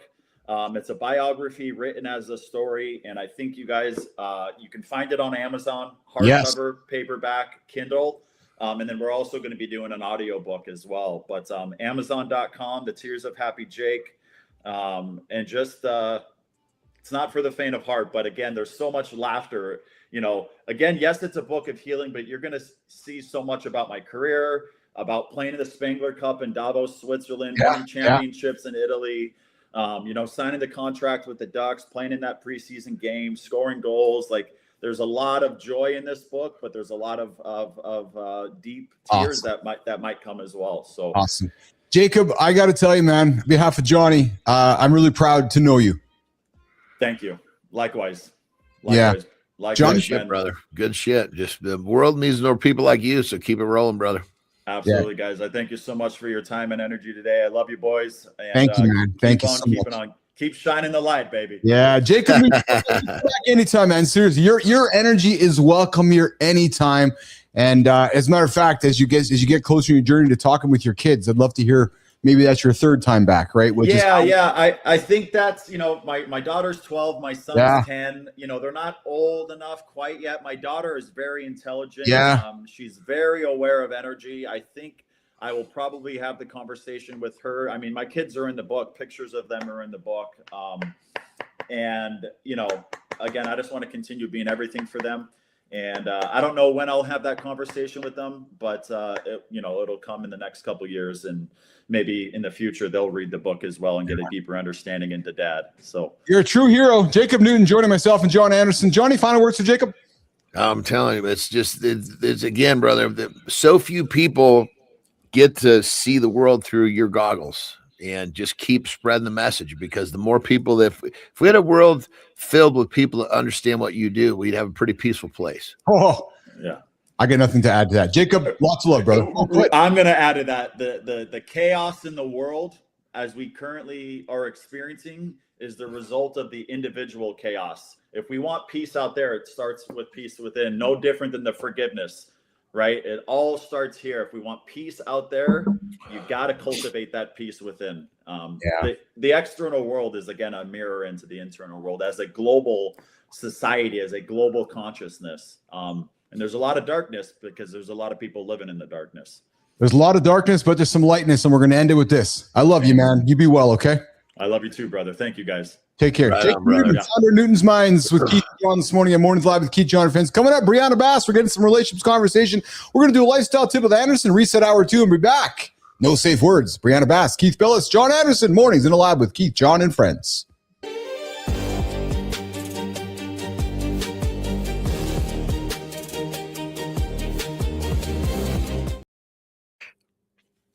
Well, it would be silly if I didn't keep running with some of the stuff we just got done talking about with our guest, Jacob.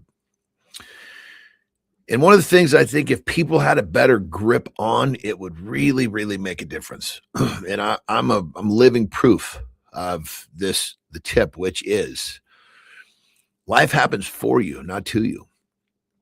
All the things that you think that set you back, or let's just be frank, fucked you up, are blessings. When people sit there and they go, I want more, I want this, I want that. Well, what you're asking for is you're asking for difficulty, because you've got to get better to get more. And sometimes life just serves up these difficult situations, even when you don't ask. And again, I had learning disabilities. I had all sorts of issues as a kid. Those issues, me basically getting through those issues, helped me develop skill sets and mindsets that made me who I am today. So I thank God every day that I was a dumb little son of a bitch. I whopping case of dyslexia. I can still read. And when I read, I should just, the words just move around right in front of my face. But the bottom line is that stuff really came down to my superpower, because that's what helped me develop the skills I needed to do what I wanted to do. And when you flip the script and you realize that life has given these challenges so you can get better, so you can you're going to get better. You're going to become more. So when you're thinking, oh my God, I would be so better off if this didn't happen, you're looking at this from the wrong side of the coin. You should be better off because that happened. If you dealt with it, you worked through it, and you became better. So remember, it's not always easy to understand. I shouldn't say it's never easy to understand when it's happening to you. But just remember, life happens for you, not to you. Rock and roll.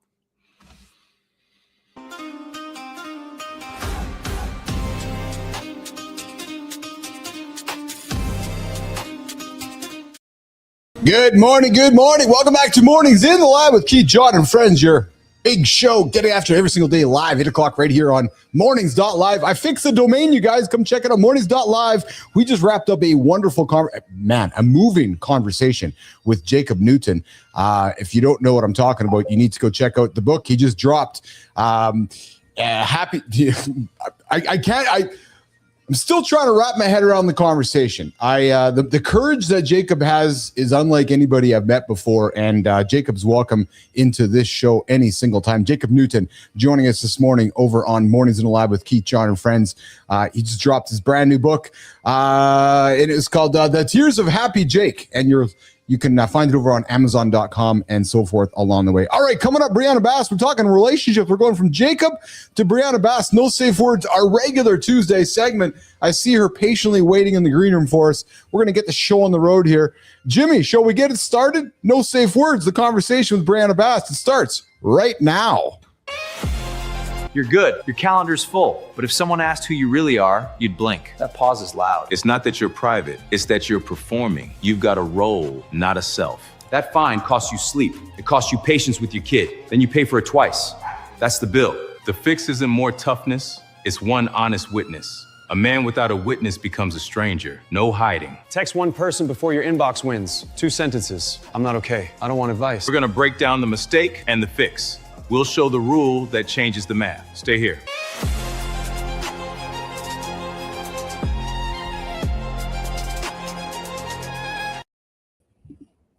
Hey, Brianna. No, we're good. We're good. We are absolutely good. I got our topics right here. My team was just, we are absolutely good. How are you, Brianna?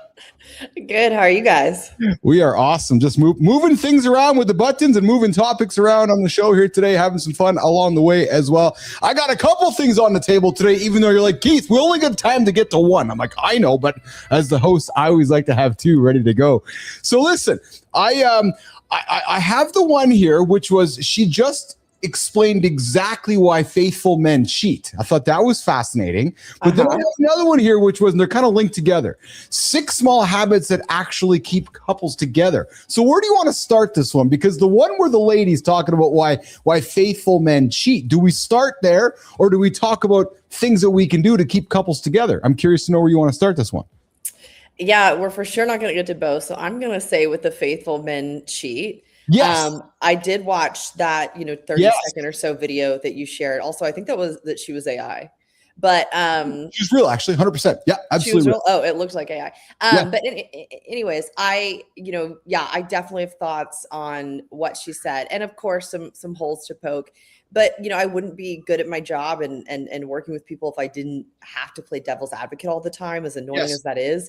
That's part of our conversations, right? Is if I'm working with somebody, it's like, well, we have to think through the other person's possible perspective, or if somebody's going into a difficult conversation or something, and that's part of the preparation. Yes. So I do have a little bit of devil's advocate on, why men cheat on both sides. Yeah. But yeah, I think we talked through that. Let's talk about it. So, Jimmy, do you have, I think, Jimmy, I flipped you over their video. If you can run that video quickly, Jimmy, and then while you get that one set up, and there's a young lady talking about why, and while Jimmy's getting that set up, John, do you have an opinion on this yourself? You've been around buddies, you've been around guys your whole life, guys have cheated. Why do you think men cheat? Oh, Jesus. Well, first off, how you doing, Brianna? Good to see you. I am already smiling because... What's that? I'm already smiling because I don't know what you're going to say. Well, I mean, my first thing that comes to mind is I don't think there's one reason. I think there's a whole bunch of different reasons why people would do it. I know, I'm leaving names, of course, and any connection out of this, but I know one dude that I know. I don't know him very well, but I know enough that he had this, he was kind of like his mother gave him away. His grandmother raised him, but his grandmother just literally just kind of put him in the basement. So there was no female affection. There was no female relationship. And so he's been married multiple times, but he's going to cheat constantly because I don't know that he recognizes he's trying to fill some void that was created from the lack of, I don't know, the nurturing, whatever it is. But I mean, and he's older than me, and he's done this nonstop his whole life. Really? I don't ever see it finishing. And my guess is it connects to that. Now, me, when I was cheating, I can speak to myself perfectly.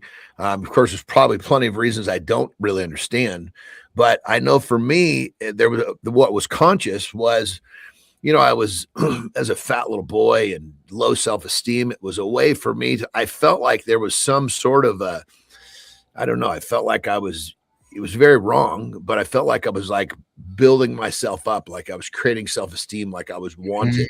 But realistically, it was all shallow. There was really nothing there. What I should have been doing was, developing meaningful relationships, because that's more of what fills those voids from what I can tell.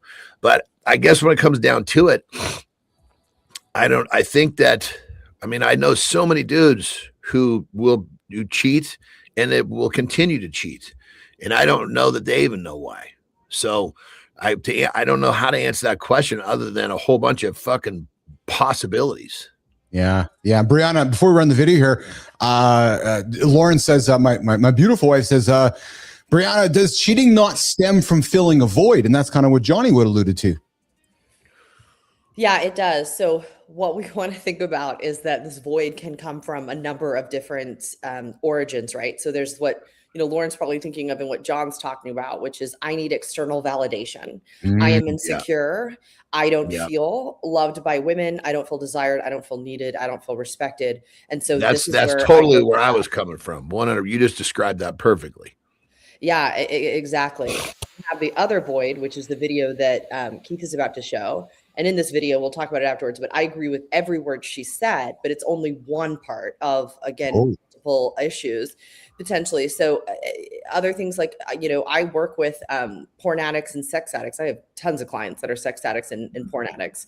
So then we have that layer, right? So that sort of is an outlier. That's someone who actually feels addicted to, that's having a behavior that feels like a compulsion. I want to participate in. So that is the person that goes home and perhaps looks at their wife or their partner and thinks, I love this person, yet here I still do this thing and I wish I wasn't. So that's different, right? So yeah, it's nuanced and there's a few different reasons why it happens. Generally speaking, people end up in dynamics in which they no longer feel admired, respected.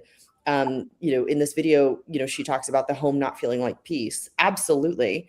But, that woman that is making a home not feel peaceful or welcoming when he gets there, it starts to go in with criticism. She also got there some way. So yeah. Are we addressing why the male then cheats? Yes, we are, but we would have to address the iceberg on why the female is showing up now in the relationship to push him away, where he feels like there's a void to begin with. So everybody is a participant here, and it's a chicken or the egg type of situation. So as we talk about this, I'm kind of having a little clarity, a little bit, not so much of why I was doing it before, why I stopped. Because once the relationship that I had developed was worth more to me, clearly worth more to me than the experience I may have going to have. It scared the shit out of me to even think about going and doing that. As to where if going and doing that seemed more exciting and more beneficial than the relationship I was in, it was just going to continue to happen. Now, granted, I think part of that had to do with the quality of the females I was with, because there was not any real meaningful relationship. So there was nothing holding me back from wanting to go do the dumb shit. And half the time, the girl I was with was someone that I cheated on to meet, so it was like this reoccurring this thing that never stopped. I love the depth of this conversation right now. And Brianna, I love your point of view on it, because I watched the video too. And what I didn't like about the video is let's run the video and then let's talk about it. Jimmy, let's run the clip. Men cheat. It's not because they stop loving you. Yeah. It's because you stopped making home undefeatable. I'm not talking about cooking and cleaning. I'm talking about energy. Right. I'm talking about the way you greet him when he walks through that door. Yeah. The way you speak to him. When a woman is fed, desired, and chosen every single day, she stays. Yeah. When a man comes home to peace, respect, and a woman who actually wants him, he stays. That is loyalty, not a promise. It's a reality you create. But most women have lost this. They wonder why their man pulled away, why he stopped pursuing, why the spark died. Honey, you killed it. you stopped being his peace and started being his biggest source of stress. You nag him about everything. You dismiss his wins like they don't matter while expecting him to celebrate every small thing you do. You punish him with silence. And then you're confused when he starts working late. When his eyes wander. When he stops trying. Here's what you don't understand. When you reject him over and over, when you make him feel undesired, unwanted, like a burden, you are literally breaking the biological bond that keeps him attached to you. So Brianna, what I didn't like about it, I know what I didn't like about it is, and Johnny, what it felt like to me when I watched it is that it was all the woman's fault. And I didn't like that part of it because I felt like it was like, oh, it's all. I think but remember, she started off by talking about the roles of each and what they both needed to do to make it work. Yes, you're right. But that's why I wanted Brianna to kind of break it down, because I felt like as I watched it, I felt myself almost defending Lauren a little bit, which is like, it's always not Brianna or Lauren's or Terry's fault. Like, we have responsibility in this as well, Brianna.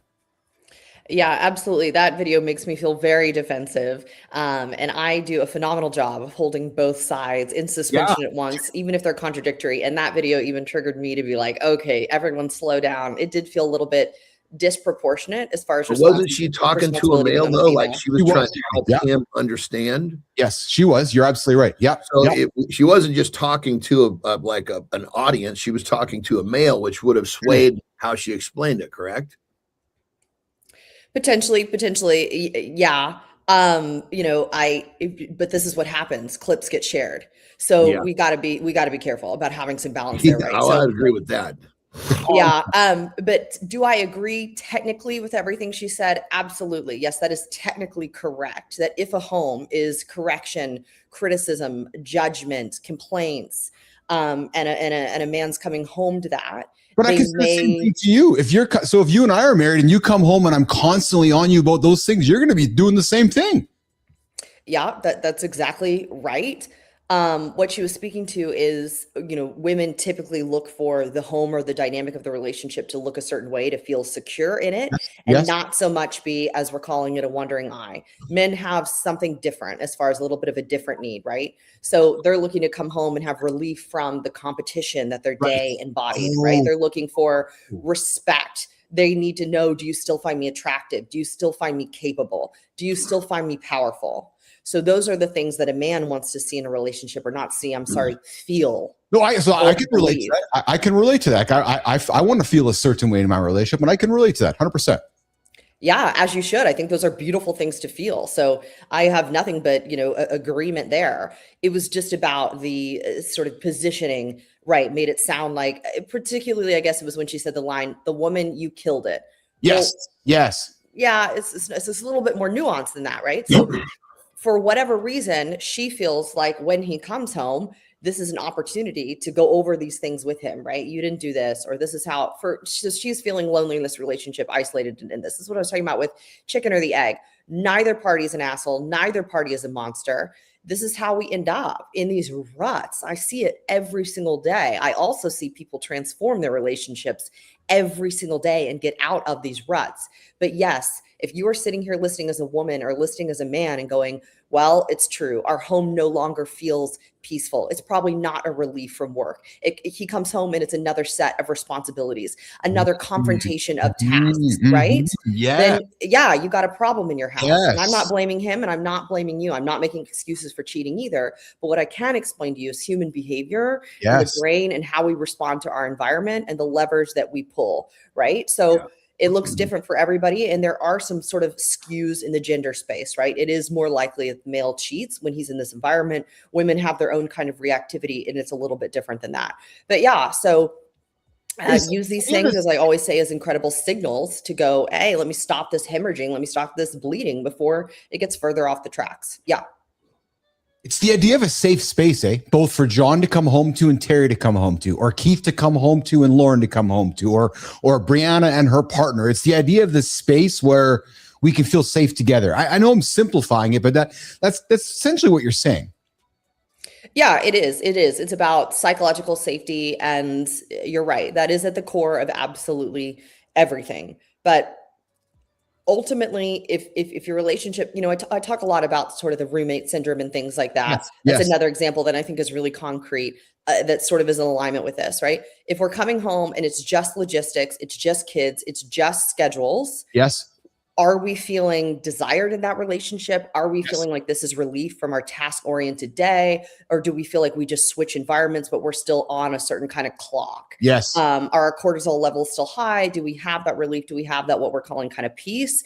Probably not. So I want to also bring that to the forefront so that we understand it's not as extreme, right? So it doesn't mean he's coming in the door and I'm already chunking plates or complaining about something. It doesn't have to look like that. It can be a lot more subtle, where we're just getting into logistical conversations exclusively. And that also can do things like breed what we're talking about, which is where our home doesn't feel like this other environment that we go into and get to show up as our authentic selves and really be raw and quote peace. So I want to make sure people know about it. Kind of can show up looking a few different ways, and some of them aren't as neon and on fire as some of the other stuff that's a lot more obvious. If you're coming home and getting into conflict immediately, you don't need to listen to this. You already know that like the house is on fire, right? Yes. But no, I don't want you to be drifting into sort of that roommate space or that disconnection and then be blindsided or feel blindsided when either she starts talking about leaving or he does step out. So I want people to know that it can start a little bit more covertly. Yeah. Hey, Johnny, quick question for you, man, as we wrap up with Brianna here. And actually, Brianna, you too. When we have friends or people in our circles that we are observing them doing the things that we don't agree with, like you were talking, John, about that man, how do we not endorse that, but yet be a friend? You know what I'm trying to say? Like, or is it calling somebody out, or is it just distancing ourselves from that human where you're like, I don't share any of the values of that dude. That dude just keeps doing bad shit on the woman that he loves. Yeah, like, do you find yourself, John, do you say something? Do you just ignore it? Like, I'm just kind of curious. I mean, it's when it comes down to it, first off, that person wouldn't be considered a friend. Yeah. I know that person. Yeah. But someone in my circle, I'm pretty careful that the people in my circle don't have those behaviors, because that's a behavior that's, if that behavior is in my circle is tight. But if that behavior exists in my circle, that's poison to my existence. Okay, so you and I, you poison to my, it's you. I mean, what is it saying? It's like, you're going to end up being like the people you surround yourself with. So you got to surround yourself with people that are making fucking good choices. I suspect this is what's going to happen. You and I are good friends. I'm considering you closer every single day of my life. All of a sudden, I go down a bad journey and I cheat on Lauren. I'm going to suspect you're going to call me on the table. And if I don't change my behavior, I'm just speculating here, you're going to call me on the table. But if I don't change my behavior, I am not going to continue in my orbit, in your orbit. Am I correct with that? Like, you'll call me up. Yeah, of course. I was, dude, what the fuck are you doing? I said, if you want to do that, why the fuck did you get married? First off. Right. And then if I continue that, I suspect you're pulling away from me. Well, it's basically you would find your own spot in my world based upon the whatever types of behaviors you're repeating. Yes. And whatever it really comes down to, I mean, someone who is smart that, let's just, this might be you, this is not you, but I know what you're saying. If I said, dude, what the fuck are you doing? You'd realize really quickly, okay, this is not the guy that's going to giggle with me.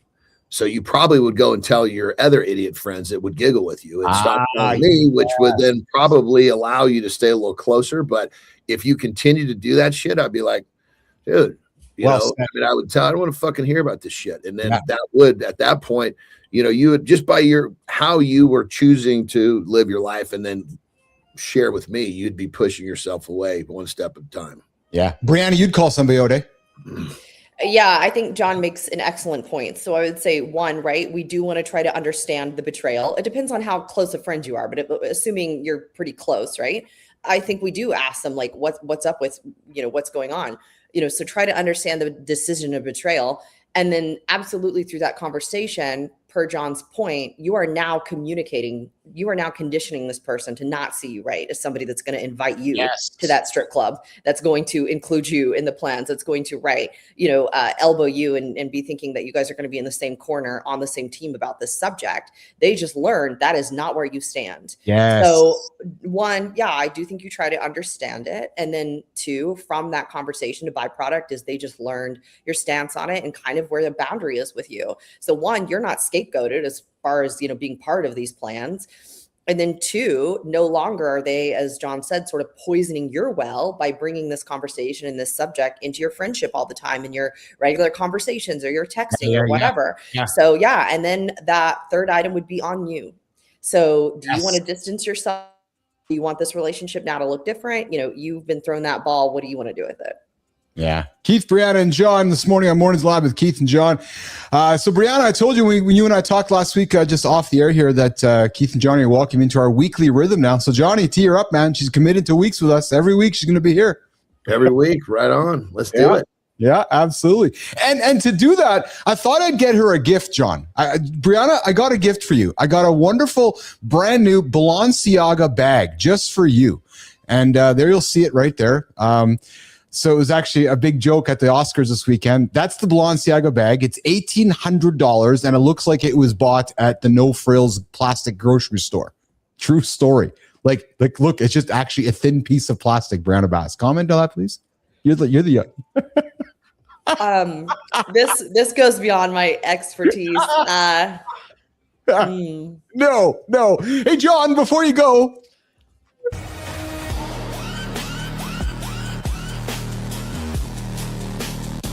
Hey, John, before you go, Pakistan dropped the wildest headline of the morning. Newborn showed up with 2. Immediate chaos. Not one weird rumor either. Doctors checked everything. One was bigger, one actually worked. And yeah, the bigger one got waived. Brutal morning. The comments section treated it like a fallen franchise player. But medicine picked function over flex. The smaller one had the proper plumbing. Bigger looked impressive and did absolutely nothing. So John, what hurts more here? The headline or the fact the bigger lost to better? Pick your fighter.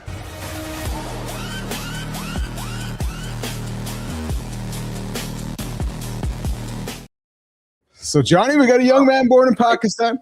My gay brothers, Jesus Christ, they just can't. They're telling this story about a dude with 2 penises. You can just see they're ready to pop.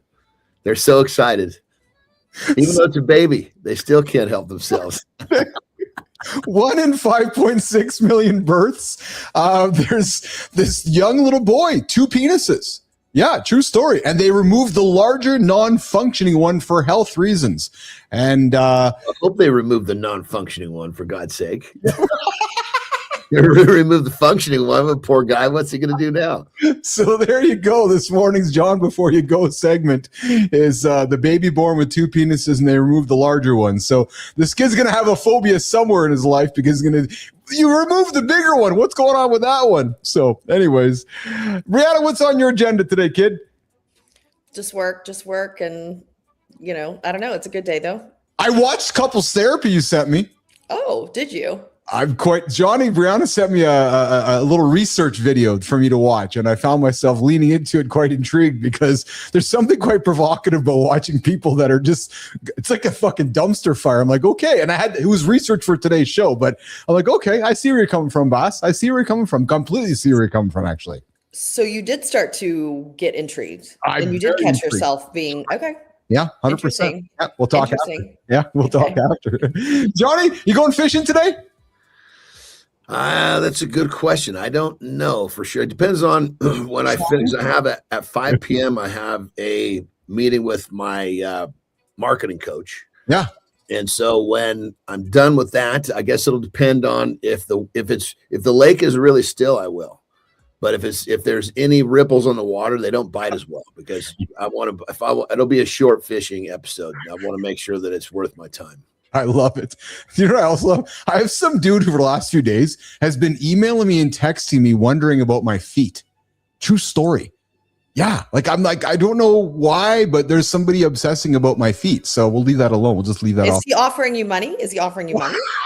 I don't know. It's just, I got your email and I'm talking about you. I got feet pics. I'm like, what are you talking about? I have no clue. But yeah, anyways, it's just welcome to my world. Yeah. I got a day full of meetings. I'm excited about it today. So I'm excited about that. A lot of stuff.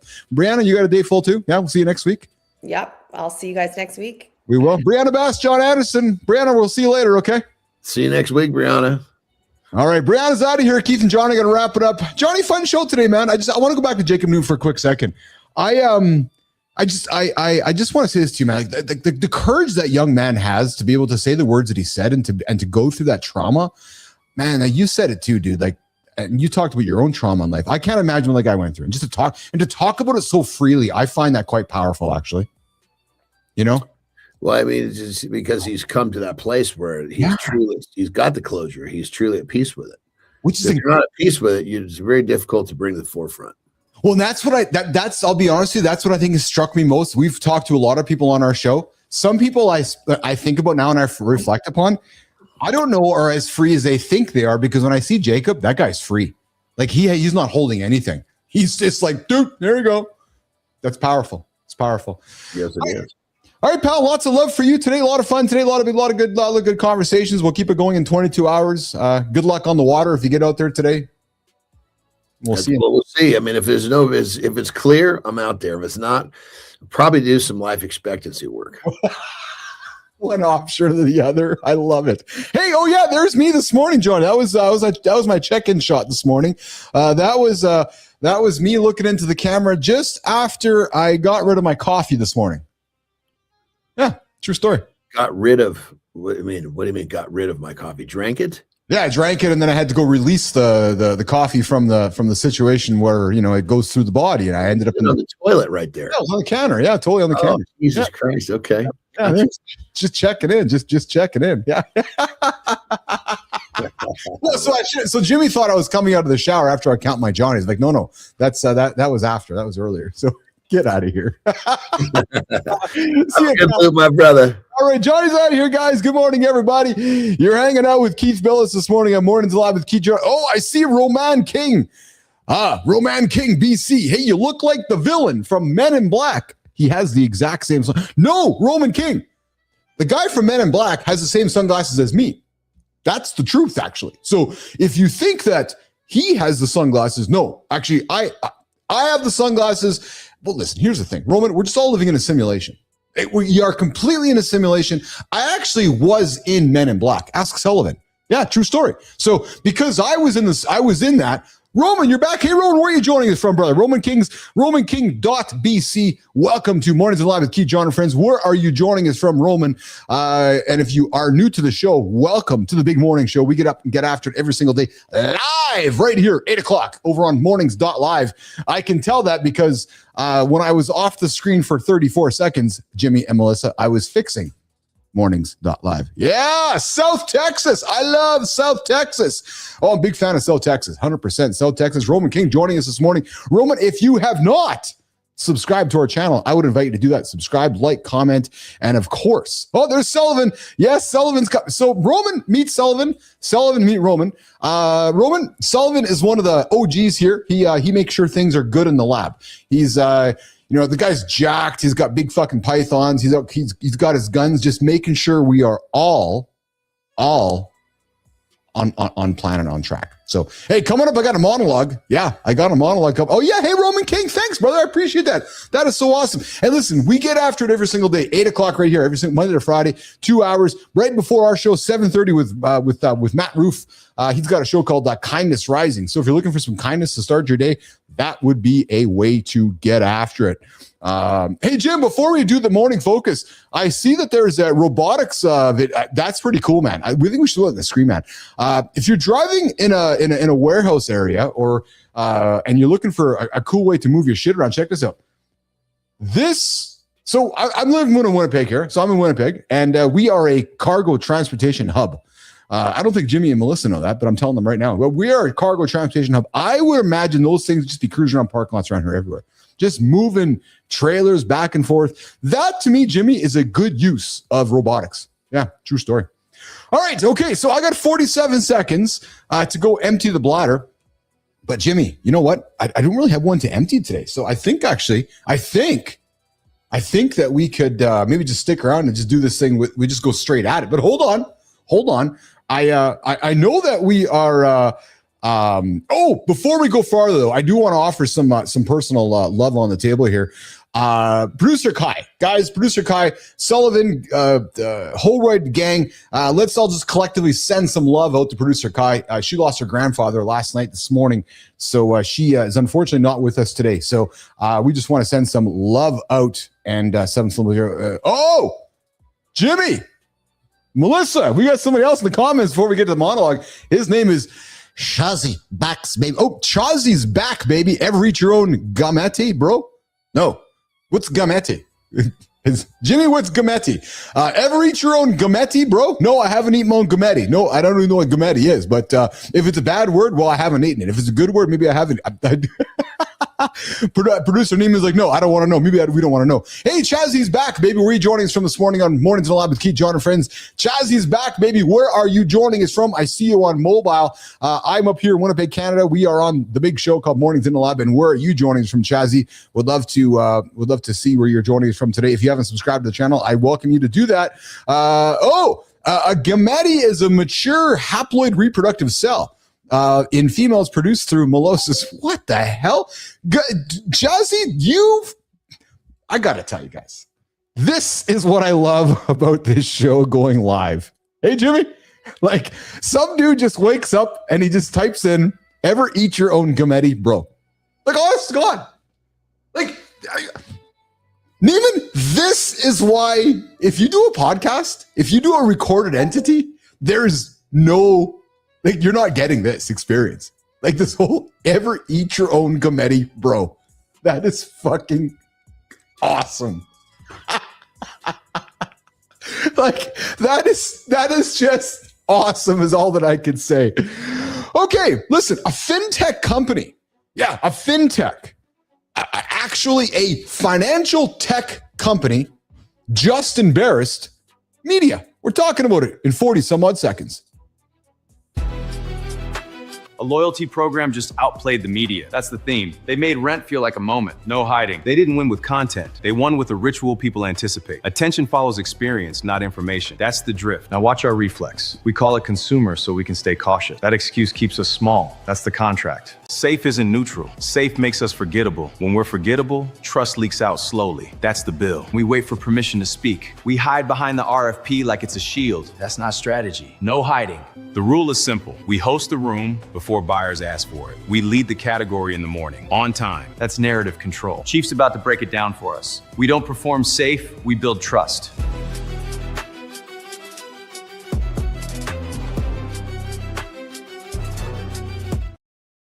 You ever eat your own gamete, bro? I love it. What is gamete? Oh, you don't want to know. Hey guys, so a credit card loyalty program just outmaneuvered traditional media. Think about that for a second. Actually, a credit card company. Like, yeah. And what they did is they turned rent payments into cultural moments. Monthly drops using artists like Kendrick and Alicia Keys and Diplo. And along the way, guys, millions and millions and millions of members showing up for something bigger than points. Well, that in itself is not a media company. That's actually a product we use in our wallet. We carry it around with us. It's a financial company, a financial product behaving like a media company. And listen, there's nothing new here. Nah, you know, we've been, brands and companies have been acting like media companies for the last number of years. But this is a shift that many brands are still missing, still treating content like content and less like strategic conversational content. And in the B2B and corporate environments, the default instinct is always this. All right, you got to stay professional. You got to stay safe. You got to stay in your lane. And let's be frank, you guys. Let's be absolutely frank. Or John, or Steve, or Brianna. What does that produce? Like, what does it produce? Like when everybody is safe, it becomes quite homogenous, doesn't it? It becomes quite interchangeable, doesn't it? Replace one brand with another brand. Just replace, intersect. Just because you know what they do, but here's the thing. You probably can't remember the brand's name because you're like, who was that again? Well, financial services company Built. Yeah, look at their lane that they are in. They're like, nah, you know what? We're going to do things a little bit differently here. So Built looked at their lane and they decided the lane was the problem. They understood something that most brands, at least in my experience anyways, as I've observed through my career here, is that most brands refuse to accept this. Attention. Attention is no longer captured by information. Nope. At all. Because there's so much information everywhere. Everywhere we look, it's just nonstop information being drilled at us, into us, all over us. No, instead, attention is actually captured through experience. So hold on, before you guys start rationalizing my whole monologue right now, I'm going, wait a minute, what the hell is he talking about? Rationalizing through experience? No, that's the consumer. That's not us. We're different when we say that as a brand. But here's the thing. The logic transfers along the way. There's an audience that will care about your industry. And here's the thing too. There's actually a community that would gather around your expertise.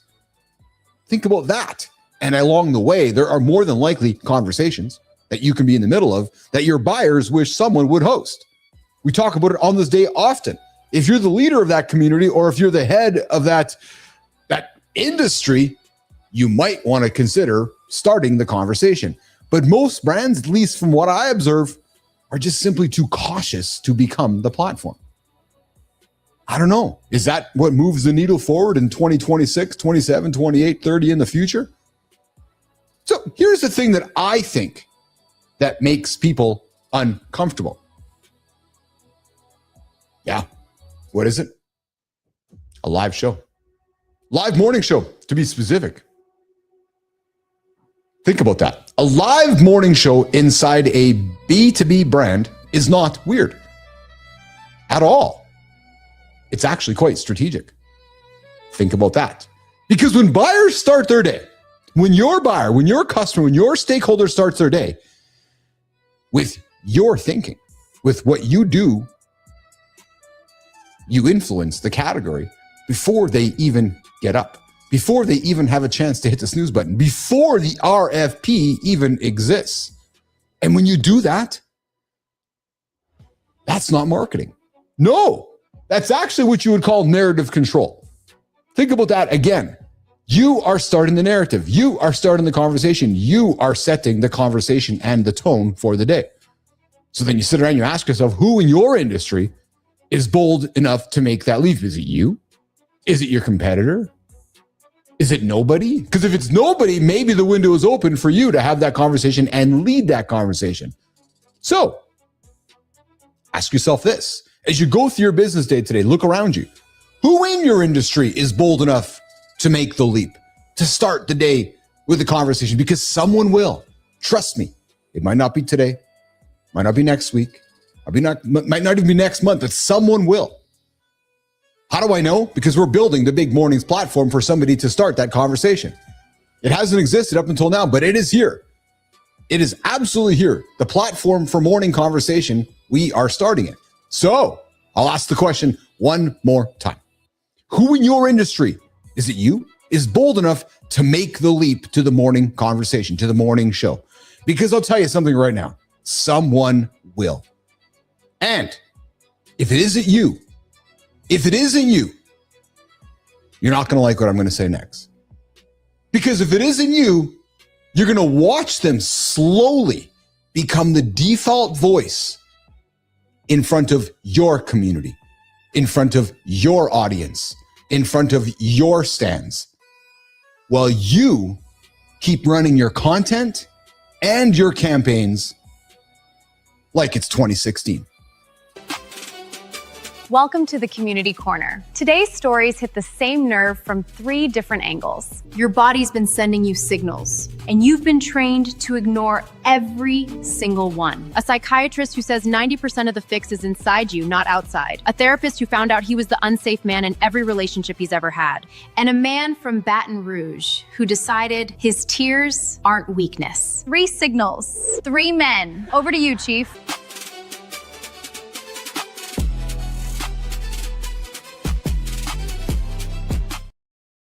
Yeah, I got a life hacker tip coming up after some Community Corner here. Dr. K from Healthy Gamer GG dropped the bomb that should stop every man mid-grind. 90%, guys, 90% of what you need to fix is internal, not external. But most men, we don't look there. No, we chase those certifications. We chase the gym PRs.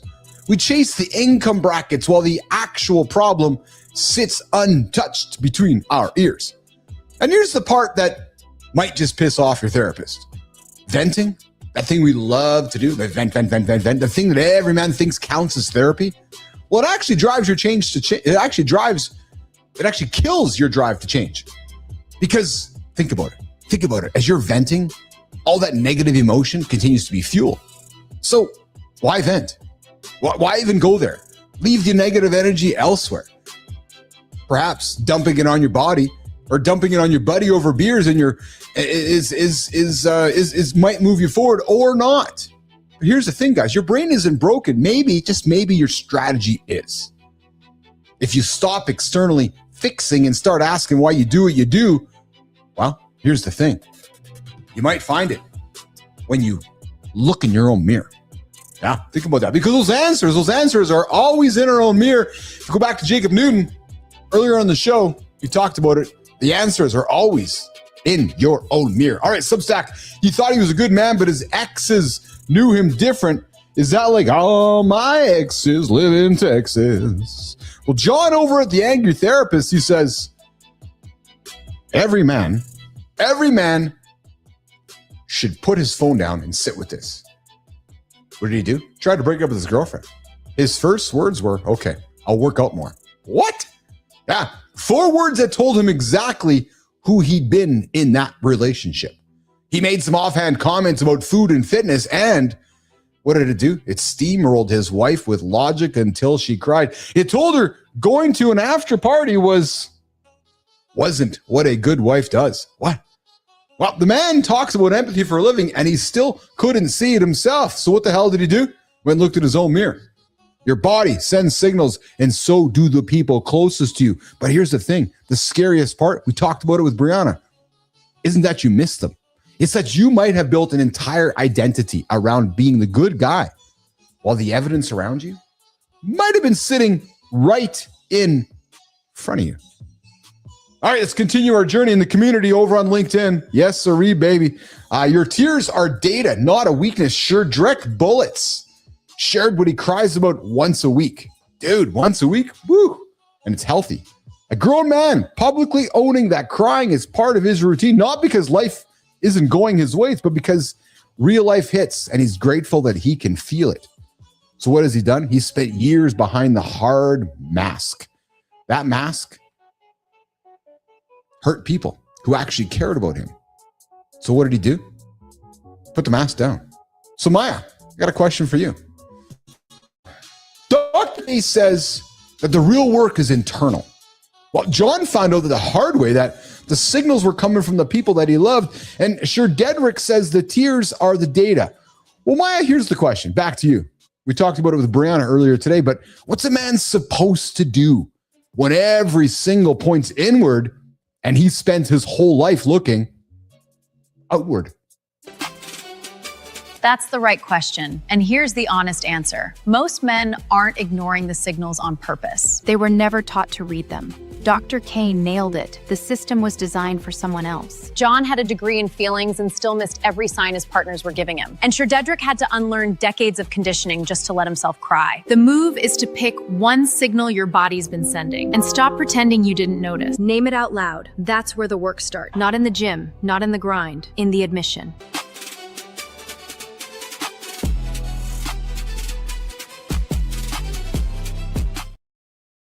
All right, before we wrap up, I got a life hacker, guys. Hey, you ever like to pour liquids in places, but you don't like have you're like, I need what do you call that, Jimmy? A funnel? Well, look at this, man. This guy, classic life hack tip here today. Just some cool life hack tips. Spill-proof gasoline pouring into vehicles, secure rope hitching to tow balls, a bunch of guy shit. You know, heat gun bottle opening for stuck lids. Like, we are talking non-stop. Look at that. Like, look at that. When I saw that, Jimmy, I was like, oh, that's pretty fucking cool. Like that, look at that. That itself is pretty damn neat. Yeah.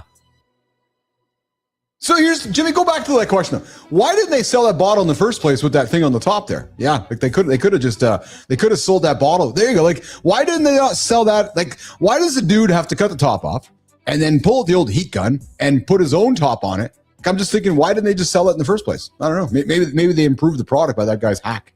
There you go. Life hacks with Kaith and Jimmy.